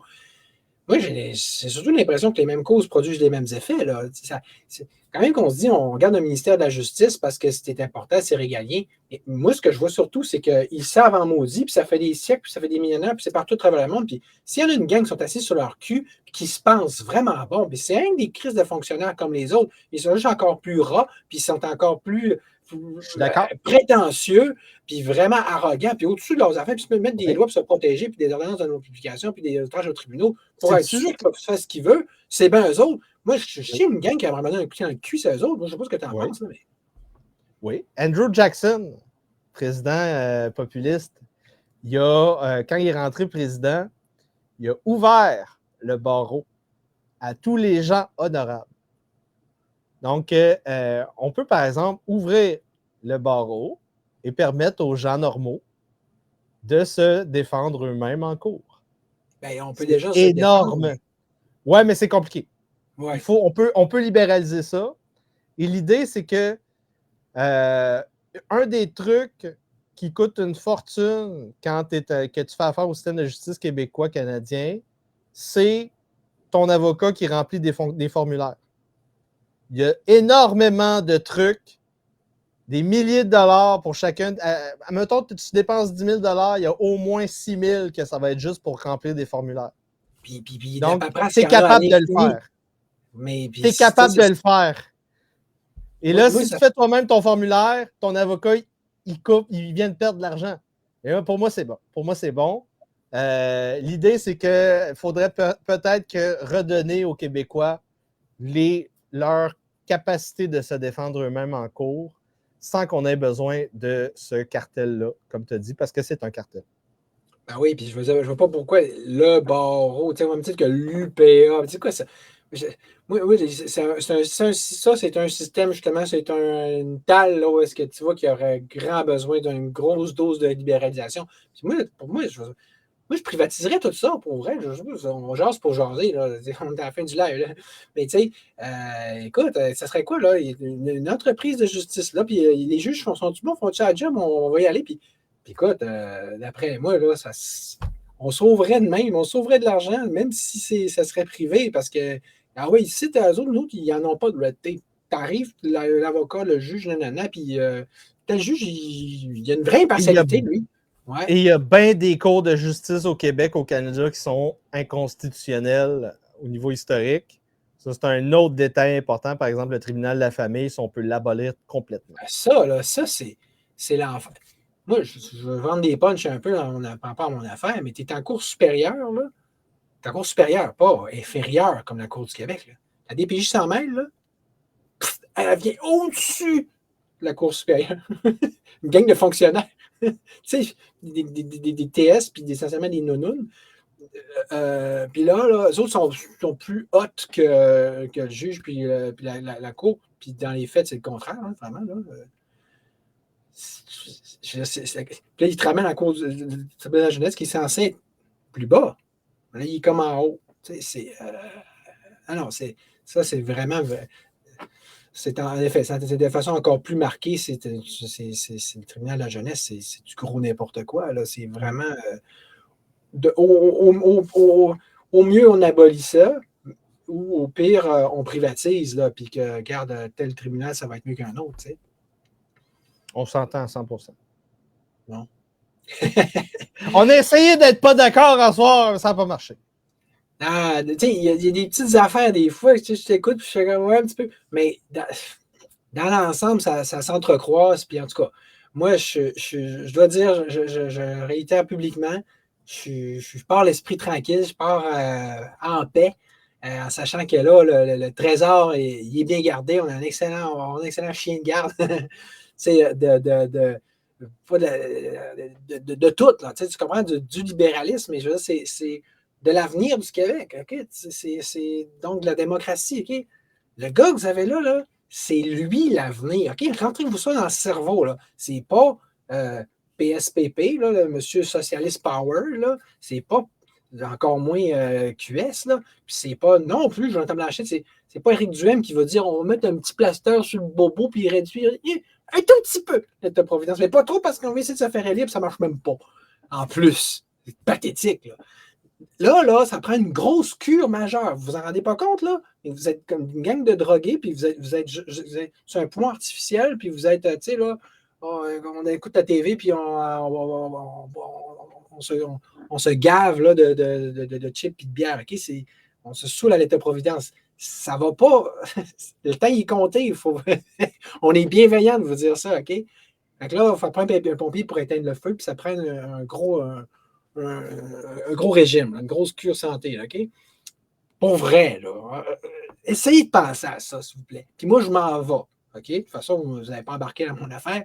Ben là, regardez, embarquer avec Yann, Katchik, là, c'est pas oh, Olivier, Charles-Olivier, puis ses idées folles, puis son power trip. Ben regardez, on a les mêmes idées, puis regarde, ça ne doit pas être le pouvoir. Je m'en vais. Puis lui, il l'a dit, il est bien conscient qu'il s'en va pas d'un dossier et un chemin si facile. C'est probablement pas pour le power trip, et sinon, il s'appellerait Joe Blanchette et il ferait pareil. Voilà, j'ai dit ce que j'avais à dire. Ouais, si je voulais simplement faire de l'argent et avoir du fun, je ferais plaisir à toutes les bonnes femmes. Je vous dirais, vous êtes belles, vous êtes fines. On va utiliser le trésor public pour vous donner de l'argent. On va construire des temples gigantesques dans le nord. On va creuser le sous-sol avec notre propre monnaie. Vous serez riches comme Crésus. Et je vais faire ça tout seul. Pour Tout vous. seul. Je vais tout faire ça tout seul. Donc, c'est ça que je vous dirais si je voulais simplement faire de l'argent et avoir du fun dans la vie. Cruiser des petites gauchistes et les enfiler une par-dessus l'autre. C'est comme ça que ça marche dans certains partis au Québec. Et je vous dis pas ça en exagérant parce que, autre révélation, je suis un ancien de la FEC, Fédération étudiante collégiale québécoise. J'étais vice-président et secrétaire général du regroupement étudiant du Cégep de Saint-Hyacinthe. J'ai participé à deux sommets de la FEC à Jonquière, non, à Alma. Alma et Sept-Îles. Ah. Donc, j'ai vu c'est quoi qui se passe dans la tête des politiciens comme Yannick. Yannick, c'est quoi déjà son nom? Yannick... Girard? Ouais, Yannick Girard. C'était lui qui était président de la FEC quand j'étais là. Yannick Girard. Okay. Lui, puis Léo Bureau-Blouin. Il était président du RECH après moi. Léo Bureau-Blouin du PQ. Je sais c'est quoi leur motivation intrinsèque et ce ne sont pas des motivations chrétiennes vertueuses. C'est quoi les motivations? C'est piner des jeunes filles puis faire du cash avec des enveloppes de per diem. Donc, tu utilises les subventions du gouvernement pour faire de l'argent dans ton compte bancaire. Ça me fait penser, je voulais en parler, je voulais pas en parler, mais je pense que, tu sais, comme conclusion, comme mot de la fin, parce que, tu sais, tu en as parlé tantôt, le libertarisme, pour toi, c'est, je sens ta lecture, je pense que ça a bien de l'allure, ça vient quand même beaucoup de la tradition occidentale, qui est notamment une tradition chrétienne. On sait qu'on ne taira pas ça, on ne mettra pas ça en dessous du tapis, là.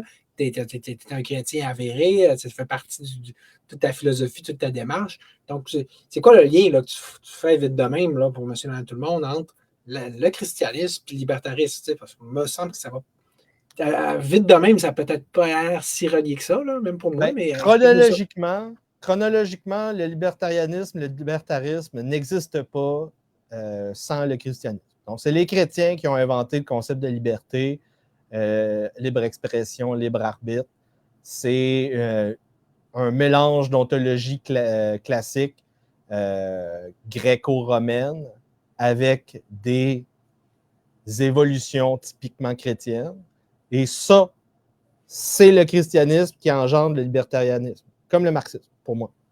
Et deuxièmement, donc, les principes défendus par les libertariens sont défendables grâce à l'ontologie, la vision du monde chrétienne.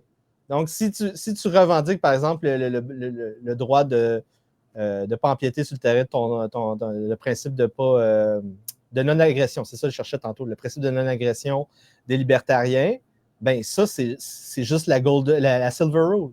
La Silver Rule renommée. La Silver Rule, c'est antique. C'est ne fais pas aux autres ce que tu ne veux pas te faire faire. Donc, le principe de non-agression des libertariens, c'est une relecture d'un principe éthique-moral qui existait en temps du judéo-christianisme. Donc, les bases philosophiques du libertarianisme sont des bases chrétiennes. Tu n'as pas de libertarianisme dans la société chinoise, confucéenne, taoïste, hindouiste, islamique. Ça n'existe pas. Donc, les régimes qui sont beaucoup basés sur l'autorité, au contraire, le respect de l'autorité et tout ça. Et oui. Et donc, c'est ça. C'est la première chose qu'il faut que vous acceptiez. Si vous êtes libertarien et que vous n'êtes pas religieux, je ne vais pas vous mettre la pilule dans la gorge. J'en ai parlé avec Charles. C'est juste qu'il faut que vous soyez conscient de votre origine. Donc, moi, ce que j'aime des athées, par exemple, c'est quand ils disent « je suis un athée chrétien ». Culturellement, je reconnais que mes bases fondamentales, mes bases morales, mon ontologie, ma vision du monde, c'est issu du christianisme. C'est moins pire que juste dire « ah, moi, je suis un athée, puis toi, ton affaire de Dieu, c'est ton petit ami imaginaire. » Tu n'as pas compris d'où tu viens et tu ne peux pas choisir où tu t'en vas si tu ne sais pas d'où tu viens. Puis inversement, on peut avec la lecture que tu viens de faire, ça veut dire que quelqu'un qui est réellement chrétien, à mon sens, c'est pas pour dire qu'il serait censé être libertarien, mais quasiment. Parce que si on prend ce principe de non-agression-là, qui est le cœur même de la religion chrétienne, notamment, là, c'est de dire. Parce que, inversement, Tolstoï, lui, ce qu'il va dire, c'est que l'État, c'est un système de violence organisée. Mais c'est ce qui est ça, hein, c'est en plus que là, on voit que c'est pratiquement une mafia organisée. Là. Puis le monde, genre, ils vont se plaindre des Hells Angels, mais comme système de crime organisé, ils sont bien moins pires eux autres que autres en haut. Là. Puis le fondateur des Hells Angels était le premier à le dire. Donc, je veux dire, qu'est-ce qu'on veut là? On veut célébrer la violence organisée ou on célèbre la liberté puis le respect mutuel, notamment la liberté des uns des autres. Jésus était assez un esprit libre. Il était rock'n'roll. Il était rock'n'roll. Il n'était pas juste hippie, là. Il était, des fois, il mettait ses points sur les tables. Il était libertarien, sinon anarchiste, pas mal dans sa façon d'être. Là. Il allait dans les deux bords. Certains oui. moments, on a besoin d'un peu de liberté. Certains d'autres moments, on a besoin de mettre des points saisis. Exact, d'autorité, c'est ça. Mais de toute façon, quand tu es libre, tu agis avec autorité. Tu dis, moi, c'est comme ça chez nous. C'est pour ça, des fois, mon fils, il me disait, ouais, mais là, tu es pour la liberté, mais tu veux décider. Mais c'est parce que là, chez nous, c'est moi qui décide. Mais encore là, ça expliquer ça à la DPJ pour le gouvernement, puis le système de justice, c'est une autre affaire. C'est un autre débat pour une autre soirée. Merci beaucoup de m'avoir invité, Charles-Olivier, et merci pour cette passation de pouvoir, ce couronnement du rochedisme. Hein? Oui, là, je ne sais pas si tu vas changer ton titre, mais là, en tout cas, ce qui est sûr, c'est que tu vas avoir un vrai titre officiel. Tu feras ce que on va tu l'ajouter. avec les autres. On va l'ajouter. Moi, c'est comme ça. Plus qu'on cumule, plus qu'on est hot. Puis merci à toi d'avance pour la job que tu vas faire, qui va commencer cette semaine. Puis vraiment, qui va me permettre de dormir tranquille. Merci de prendre ce bébé-là, qui est mon parti, puis d'en assurer la continuité. Parce que c'est pas pour rien que j'ai fait ça, c'est pour l'avenir du Québec. Au même titre, quand j'avais parti du sit-in, j'ai dit là, ça prend ça. Ben là, en attendant que le peuple se réveille. Fait que là, je l'ai parti, là, lui, il va le laisser grandir. En attendant que vous soyez prêt à lui donner sa force pour qu'il en faire un homme fort, un homme digne de ce nom à cette partie-là. On va s'entendre là-dessus après moi. Yes, sir. Super. Merci tout le monde. Partagez au maximum, puis inscrivez-vous parti, puis faites-le devenir gros. Wouhou! Salut tout le monde, merci. Bonsoir. Salut, merci Yann. Et merci à toi. Ouais.